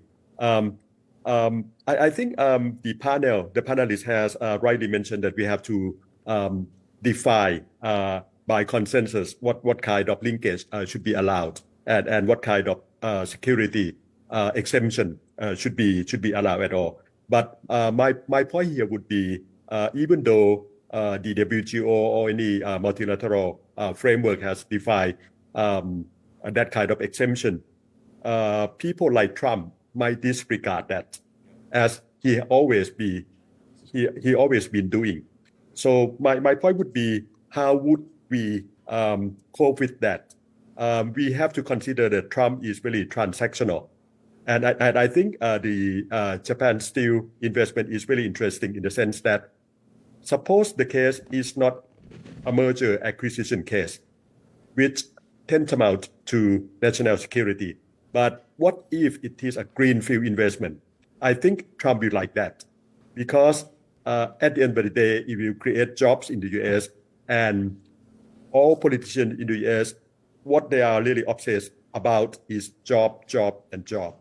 So I think what ASEAN and the rest of the world could do in coping with the US is learning from the Japanese experience during the Abe administration. When Abe and Trump 1, met, Abe has shown a map where Japan has invested in the US and create jobs. Thailand has used to prepare such map as well.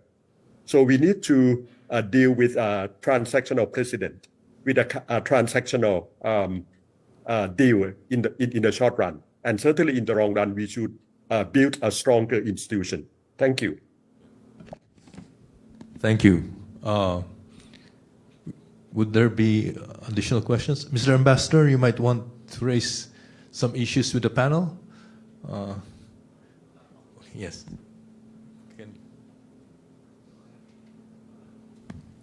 Just probably on some points. We have been talking of security and economic cooperation, trade, etc. Okay. From the economic point of view, indeed, there's a watertight logic when we look at technology, cooperation, and the like. However, it's not only the economic factors that are really taken into consideration by countries when they look at each other. In foreign policy, in foreign relations, we often look at economic factors as only one of many elements of power. So they have to be balanced with the others. Okay, turning to security, it's difficult. It's very difficult to convince statesmen, diplomats, and military personnel of the primacy of other factors aside from security. Because it boils down to one very simple argument. They say, in the end, it's not only prosperity, it's also power. Because the question is, you may not want war, but sometimes war wants you. It's a question. It's a statement that goes way back to the ancient Greeks, to Thucydides, and the Peloponnesian War. Number two, Prosperity is very important, but if you don't have security, the logic in that upper circle is that you won't have prosperity if you don't have security. All this prosperity will be taken from you. So it's difficult. We don't want this. I fully agree with you. We need cooperation. We need plurilateralism. That is a very good aspiration for everyone. But we also have to deal with realities. And another thing is that humans, including statesmen, contrary to our former previous expectation, are not always rational actors.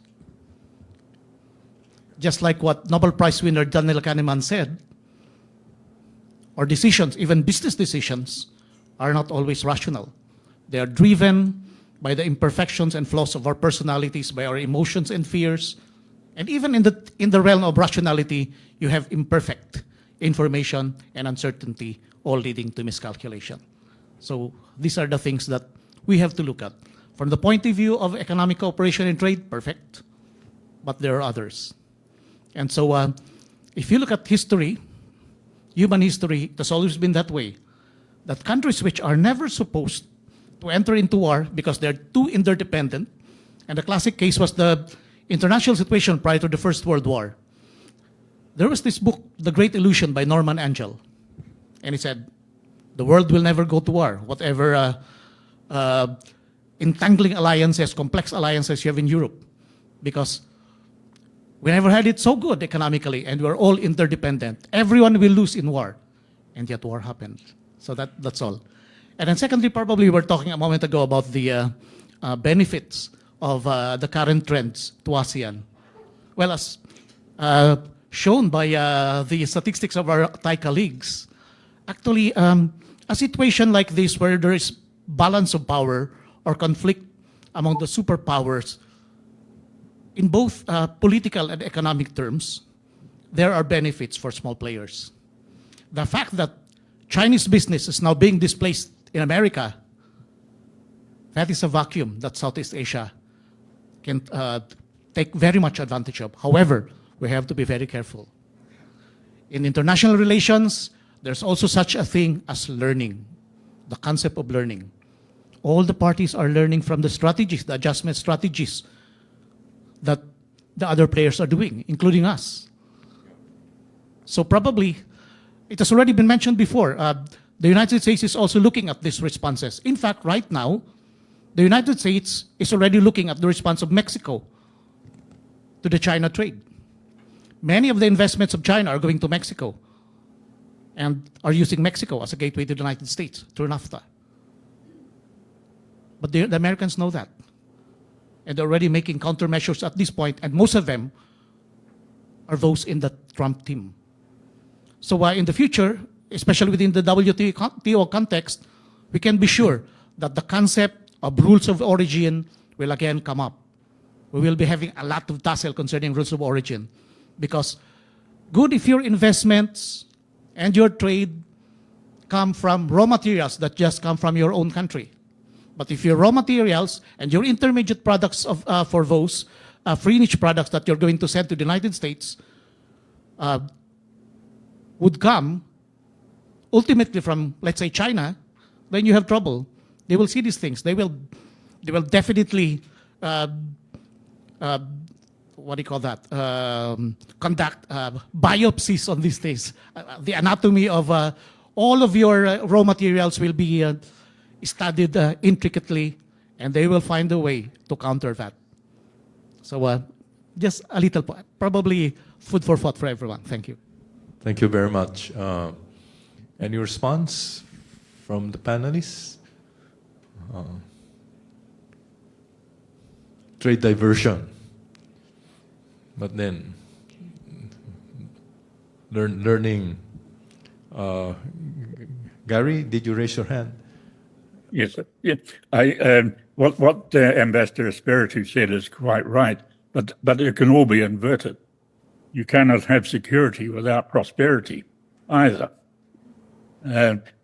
It's not a matter of security or prosperity, but a matter of how best we pursue these goals at the same time. Yes, I think on the issues which we moved on to, the ambassador moved on to, the dangers of protectionism will go beyond the immediate product to what's in it. But again, that used to be described as the issue of intermediate goods. It's a long-standing issue, and the only response to it is one which is to avoid the protectionism in the first place. We can't control the United States. What we can do is promote trade around the United States in different combinations. Hence the importance of plurilateral agreements. Thank you. Mignon, please. Thank you. I'd just like to add the fact that decoupling of supply chains actually affects security and prosperity. And then the consumers ultimately pay for the decoupling of supply chains. Currently, the U.S. businessman has placed enormous order to China before the year end, thinking that Trump is going to reorganize the tariff structure.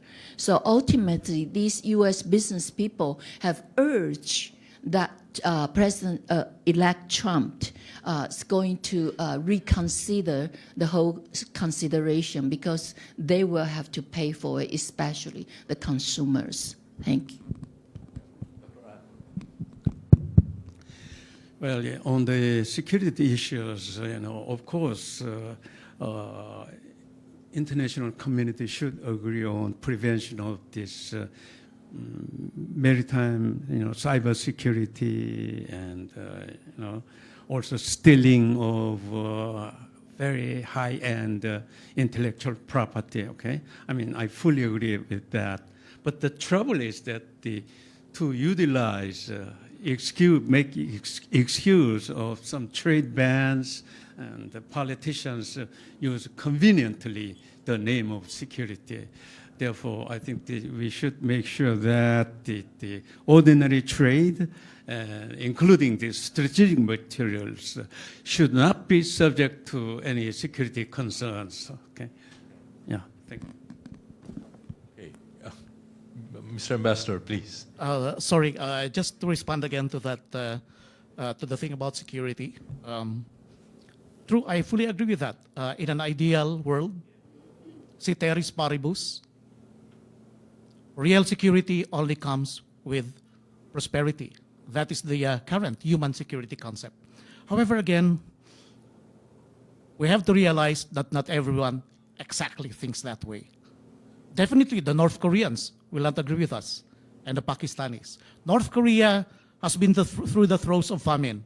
It's not a prosperous country. You can never define it as a prosperous country. The same is true with Pakistan, another underdeveloped country, on the path trying hard on the path to development. But they have a different concept of security. And so North Korea and Pakistan would rather have security and create nuclear weapons than go for prosperity and wait for prosperity for them to have security. So if I remember it right, Prime Minister Zulfikar Ali Bhutto in the 1970s and early 80s said that we need to have nuclear weapons to balance India.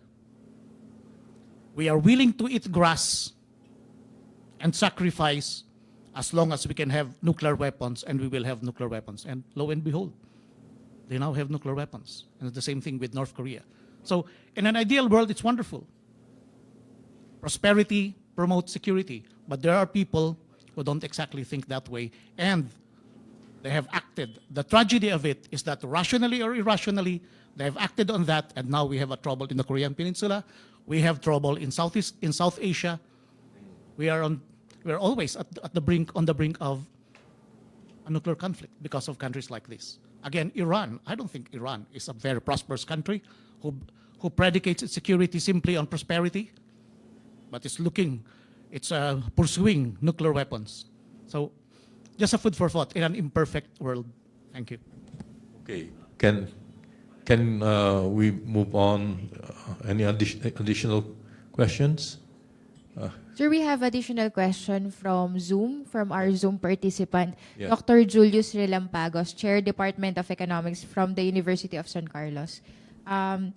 His question is, if the U.S. under the Trump administration pursues protectionist trade policies, will gradual decoupling and reducing reliance on the U.S. markets be a strategically sound policy option to preserve or promote global economic growth in the longer term? Would any of the panelists? So the idea is tariffs are usually the philosophy behind tariffs is high walls, small yard.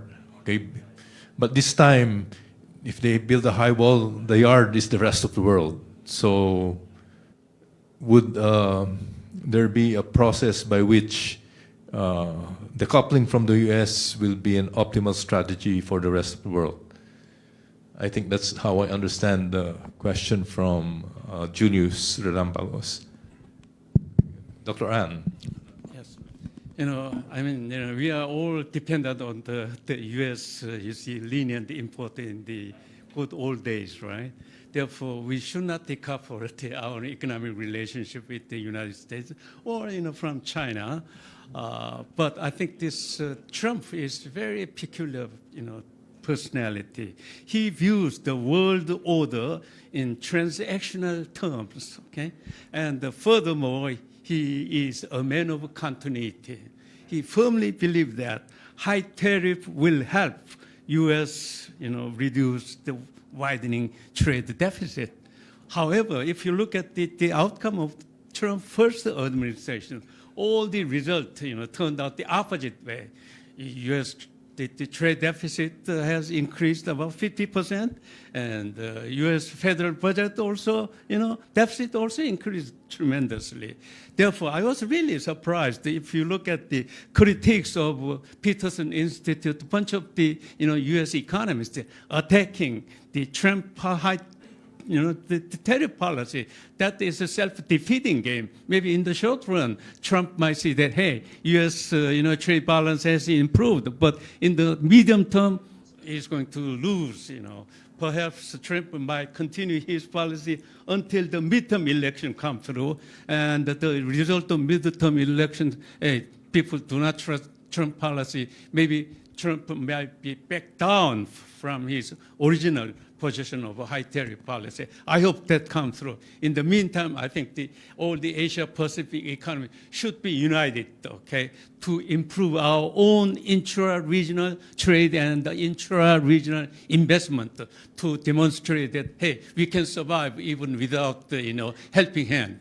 And maybe that will signal Trump might return to, hopefully, the regionalism and the multilateralism. Thank you. Additional response, or do we have additional questions? Yeah. Can I respond, Joseph? Okay. Oh yeah, Somkat, please. Yes. I would frame the question not in terms of decoupling. I don't think it's in the interest of a small open economy. I respond from the point of view of small open economy point of view. So I don't think decoupling is a good strategy. I would advocate diversification. I think diversification is the optimal strategy for a small economy. We have to diversify a bit away from the US right now. And also at the same time, be careful about relying too much on China. In the case of Thailand, for example, and ASEAN in general, we rely too much on China. And when there are some shocks in China, whether it's policy shock or whether it's a kind of pandemic shock like COVID-19, we are adversely affected. In the case of Thailand, for example, we rely too much on Chinese tourists. And when COVID-19 struck, tourists evaporated and the Thai economy was in recession. So I think ASEAN should rely a little bit less on China, go to India, go to the Middle East and other regions of the world to diversify yourself. Diversification in finance or in trade, in investment, I think is the best policy. Thank you. I was going to add to that, but you already mentioned it. Now is the time, well, for want of a better word, to coerce India to join RCEP. It was already the brink of membership in RCEP. We just have to encourage India, well, that's a better term, encourage India to rethink its membership in RCEP. Okay. Are there any?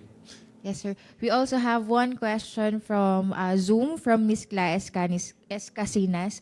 Would this second Trump presidency have some sort of effect or impact on climate action, disaster resilience policy, or even green investment initiatives for the ASEAN and Asia-Pacific, given that the region is the most vulnerable region to disasters? Yeah. Do you think? It's on climate, the issue of climate change. What would, to put it in a nutshell, what would be the impact of Trump 2.0 on the initiatives to address climate change issues? Yeah. Joseph, can I intervene here? Okay, please go ahead. Yeah. I think small open economy, as always, there are two issues at the climate action. Certainly, the U.S. Potential withdraw again from the Paris Agreement, or stop promoting renewable energy would be a bad thing for the world. But mitigation and adaptation are two different things. And in the case of a small open economy like Thailand, again, we emit less than 1% of the world's greenhouse gas, but we would be negatively affected by climate changes. Thailand, for example, is ranked number 9 in terms of climate risk. So what small country need to do is certainly we need to focus on a bit on mitigation, not creating burden to the world, but should redirect most of our resources to adaptation. How to prepare for drought? You need to have better seeds for agriculture. You need to prepare for a warmer city, plant more trees, prepare for the flood, things like that. This is the one that we should put most of our resource into. Thank you. That's a good point. Adaptation, more emphasis on adaptation rather than mitigation. Dr. An. I was really surprised President Trump, during his term, withdrew from Paris Convention, and furthermore, recently, one of his most trusted, staff, saying that the, climate change has nothing to do with the fossil fuel-based, energy system. Oh boy, I don't know, what the hell he's talking about. But I think we should stay on that. There is ample new business opportunities in developing green industry. Okay, for the sake of the reduction of emission, and also to promote the green growth. Therefore, RCEP and Asia Pacific economies must stay on. Okay, hey, there's a lot of new business making a profitable opportunities in promoting this green industry. Thank you. Are there, okay. So questions from the audience here? Queries, points of interest? Okay, Dr. Vo. Can I have one? Come back to the nexus, right? Security, geopolitics, confrontation between China, U.S., and economics. I think for security, we have to think a little bit different way. Security, we talk about as a traditional security, right? But now we have to be dealing with non-traditional security. And for that, we need to have cooperation, right? And if we make that in better way, it would be softer the problem of traditional security, right? So some can mention cooperation, food security, energy security, and many things dealing with the climate change. So I think non-traditional security, there's a very important part for our cooperation, Even dealing with the Donald Trump policy, whatever. My question is, right, we don't choose side. In Vietnam, we say we choose the right thing. And then people ask, what do you mean by the right thing, right? Okay, anyway. That means you choose on side, right? But that's in general, okay? That's a centrality, ASEAN, okay. But now you're going to concrete industry, right? Say high-tech industry. So on one hand, ASEAN, for example, Vietnam, would like to engage in the supply chain of high-tech, like a chip industry, semiconductor, whatever. But that's a problem, right? Because China and then US, right? Problem. They have confrontation. But so what the best way for the small open economy to be engaged in the high-tech supply chain, global supply chain, right? You like that. That's important for our economic growth, for our development. But on the other hand, there's a big problem between China and US.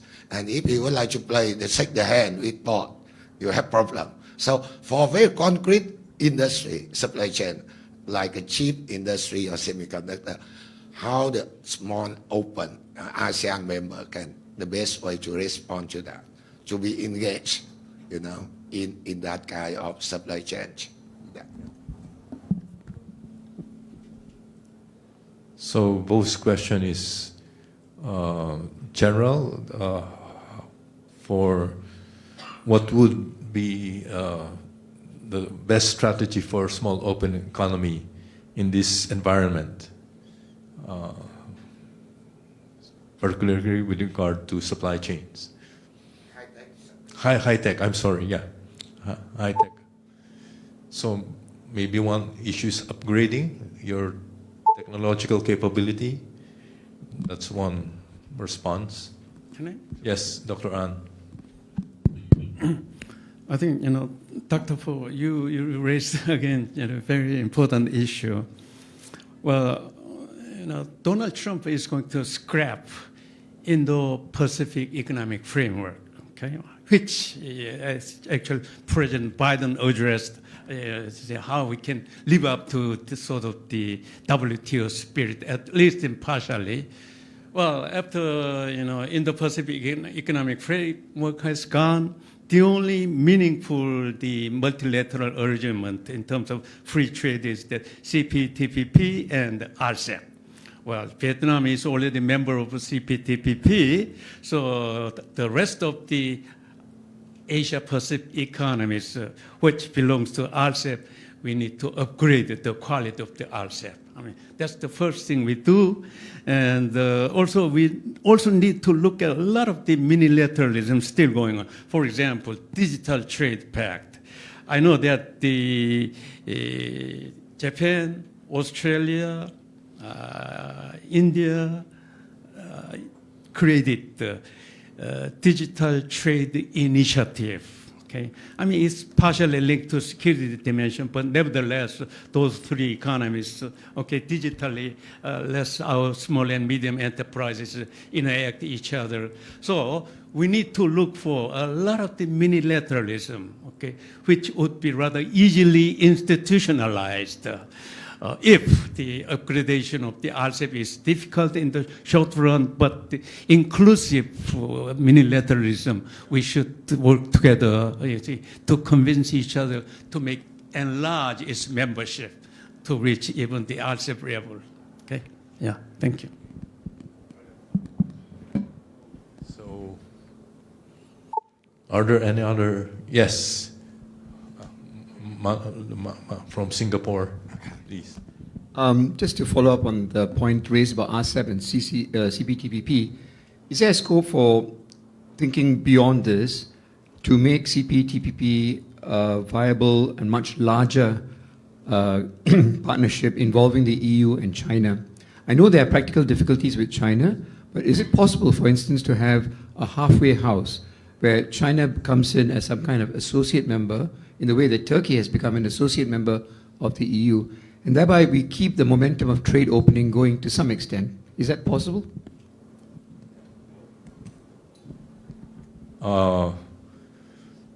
Is Professor Professor Hawk, please. Yes, Gary, please. I'm not an expert on CPTPP, but it is open to new members. And indeed, China has an application for membership under consideration now. And I'm not sure, but I think the EU or some EU members have also expressed interest in it. There is a process for which that can take place, as your questioner suggested. There are certainly difficulties in the path of it, but it's not impossible, and it is under consideration at present. Yes, Dr. An, please. Well, I think if you look at the RCEP structure, okay, RCEP has a fundamental weakness relative to CPTPP. RCEP lacks the chapters on the labor standard, environmental standard, and also intellectual property right, and many things, left there. Although something is written there is very, very weak. Therefore, we need to upgrade the RCEP step by step as much as we can. I firmly believe that RCEP proves to be really a silver lining during the, very cloudy pandemic years now, Trump years, okay? So RCEP members should demonstrate to the world, hey, if U.S. continue to protectionist policy, we should help ourselves to expand our intra-regional market. Therefore, East Asian economy can survive at least. Therefore, I think I hope China can adopt the labor standard, environmental standard, and also, standard on the state-owned enterprises, so that the upgradation of the RCEP could be done as quickly as possible to the level of the CPTPP. Okay, thank you. Datuk, please. Thank you, Dr. Joseph.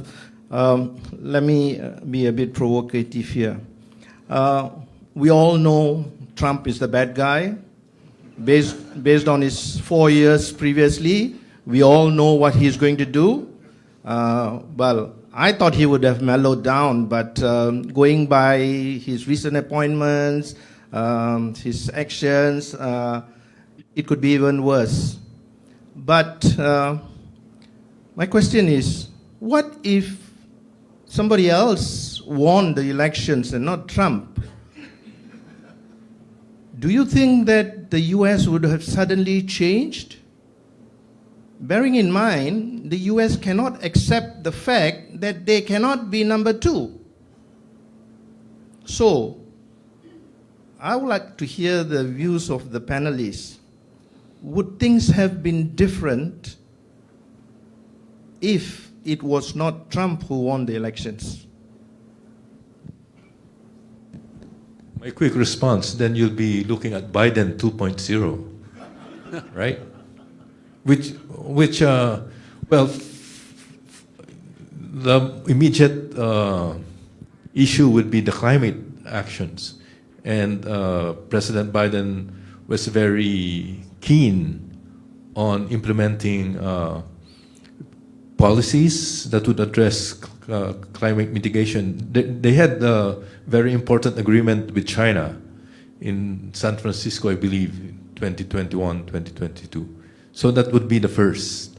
With regard to tariffs, you have the CHIPS Act, right? They would still continue with similar action, but not to the extent of across the board, 20%, threatening Mexico, threatening Canada, right? So I would say it would have been different. Personally, I would have been happier. Dr. Can I respond? Well, that means Harris become the president of the United States. If she becomes the president of the United States, I think she's going to stay on very similar course Joe Biden has adopted, right? But she wouldn't raise tariffs such a high rate immediately. She would not commit deportation of all the unauthorized immigrants, but reaching 18 million people. And therefore, we can see rather a smooth transition. Still, U.S. will maintain the supremacy, the global hegemonic power, okay? And that they'll continue to compete with China and they continue to exercise the security guardrails, okay, under which South Korea and Taiwan, you're not supposed to export to China high-end semiconductor or high-end semiconductor equipment. That policy would be, to continue to.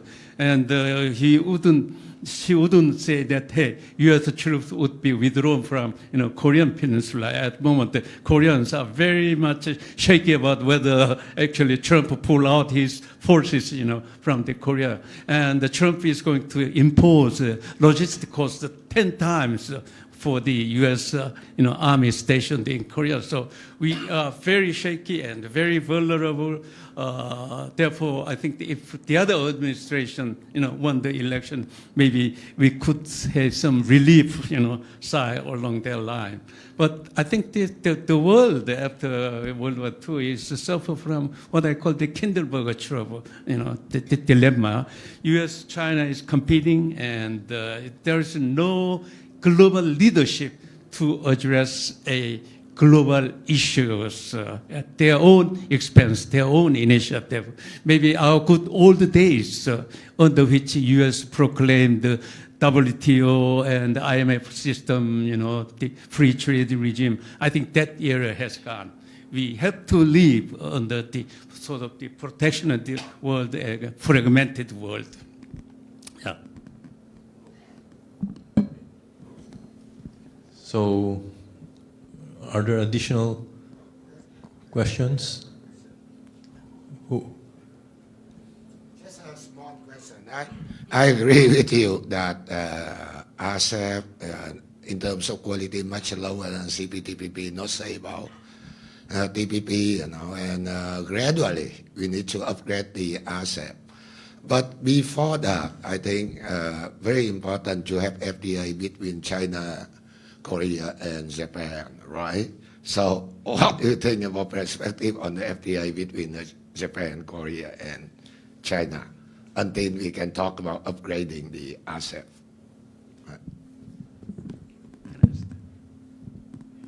Well, it's opening a can of worms. Yeah, in fact, it's I have proposed that idea, okay?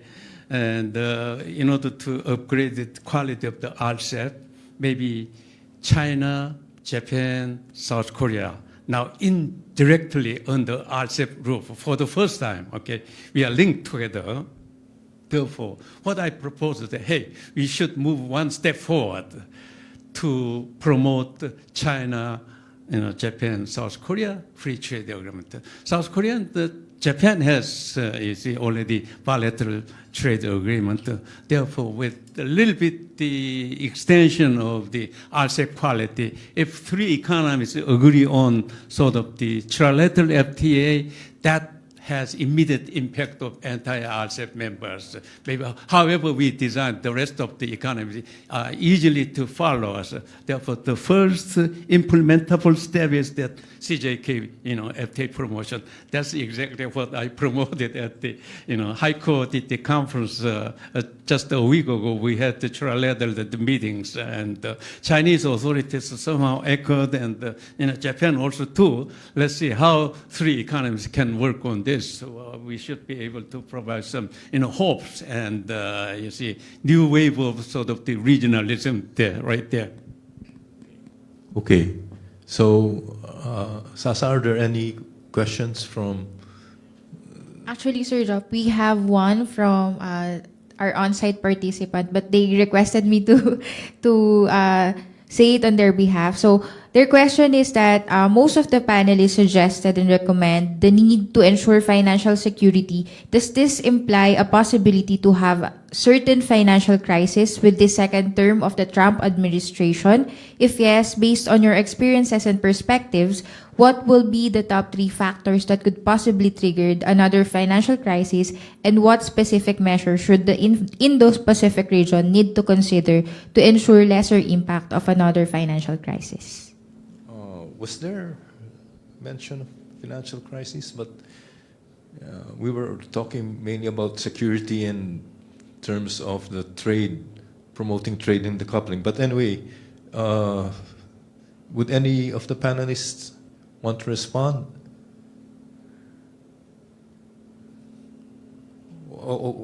Let's put it another way. Will the strong dollar have any impact and make us vulnerable?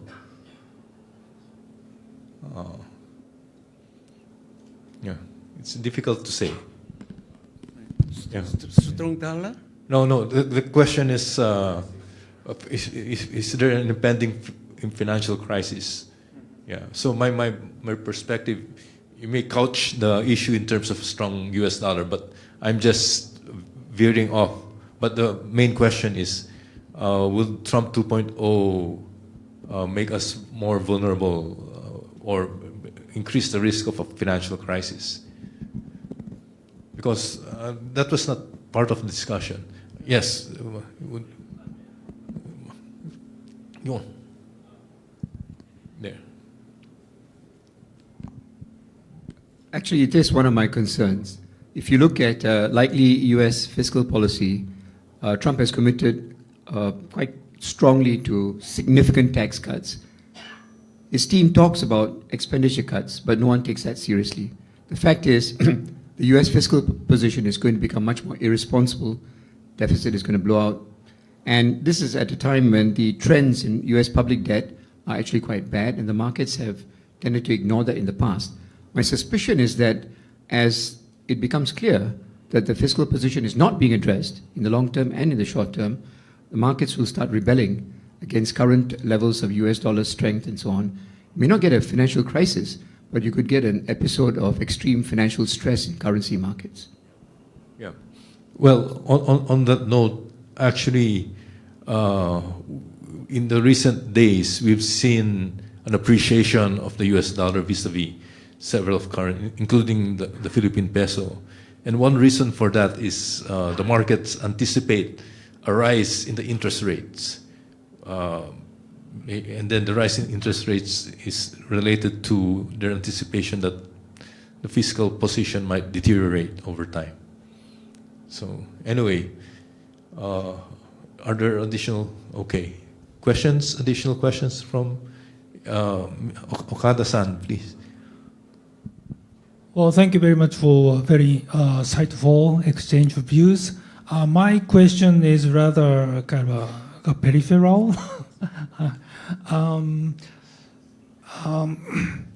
In the first term, President Trump declared to impose a high tariff on imports from Mexico. But in the end, after the negotiation with Mexican government, and after he made the deal with that country, President Trump actually didn't impose a tariff at all. So it seems to me that for President Trump, it is more important to make deal rather than keep a principle. So again, this time President-elect Trump declared to introducing a high tariff on China, 60%, and Mexico and Canada, 20%. But it seems to me that, but I wonder, maybe this is not, it is just to make his starting point for a future bargain. So I wonder, maybe we should not take his word sincerely. So it's just the beginning of the game. So we should prepare for the new game to make a deal with him. So for him, only the weapon he has is a tariff. But we have other kind of weapons. So what do you think about my thought? Well, I think this Donald Trump is a man of deals. Okay? I mean, viewing all the international relations in terms of this, the transactional relations, I believe the tariff charge on 60% Chinese and the 10 to through 20% all the universal tariff is, in a sense, a kind of bargaining chip at the beginning. And in a sense, he's bluffing. So to mute down his high tariff policy, what I suggested during my presentation is that we might do some strategic import of the U.S. product. For example, South Korea, okay, we may import U.S. shale gas to help U.S., to trim down the trade balance. Maybe Japan or all other Asian nations to do some intentional strategic imports from the U.S. so that to please Trump, okay? And then Trump say, hey, look here, the balance of payment is improving, and this is the outcome of my presidency, and even in terms of the security-wise, okay, if something done, okay, he's ready to, Nobel Peace Prize. If that sort of things happen, okay, Trump would be very much happy. He might tone down his current proposition, and I hope that things come through. And we have to learn how to live with Trump, okay, by pleasing one hand, on the other hand, you see, doing, some things which U.S. might favor as his great administrative achievement. That would be, our strategy. Okay. But my concern is there should still be collective action on the part of the countries in this part of the world. Because if we deal individually, then it might disrupt the whole regional product. So collective action in pleasing Trump. Yeah, one hand. Yeah. Okay, other questions? If not, I would like everyone to join me in thanking the panelists for a very insightful and interesting discussion. Thank you. So, announcements from the organizers. Many thanks to Dr. Gap and the presenters. A warm round of applause again for everyone, especially our online presenters as well. So, this concludes our first session for today for this Asia-Pacific Forum, and we hope everyone leaves with the valuable takeaways from the discussion.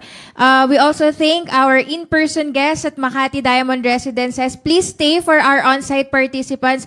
We will be having our lunch, our buffet lunch outside Gallardo Room. And before anything else, may I ask for a photo opportunity with our presenters here? Photo opportunity, please. All right.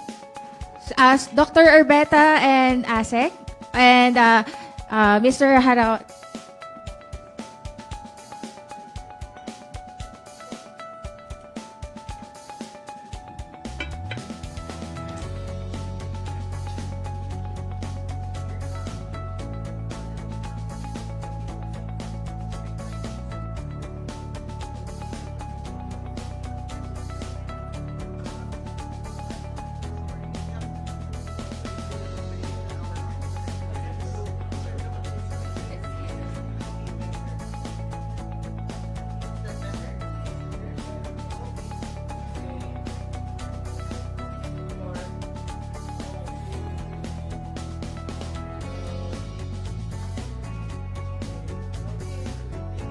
All right, thank you everyone. So few announcements for our on-site participants and our online participants as well. A round of applause again for our presenters today.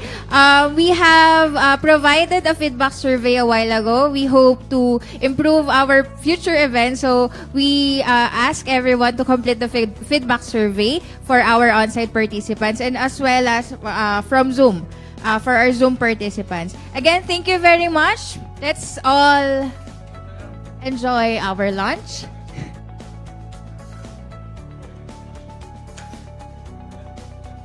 We can, the second part of our program will begin at 1:20, so everyone is expected to return here for the closed roundtable discussion at 1:20 p.m. The lunch is already served outside Gallardo Room, and everyone can take their lunch. Thank you, everyone. Thank you as well for our online presenters and all those joining us from our Facebook Live.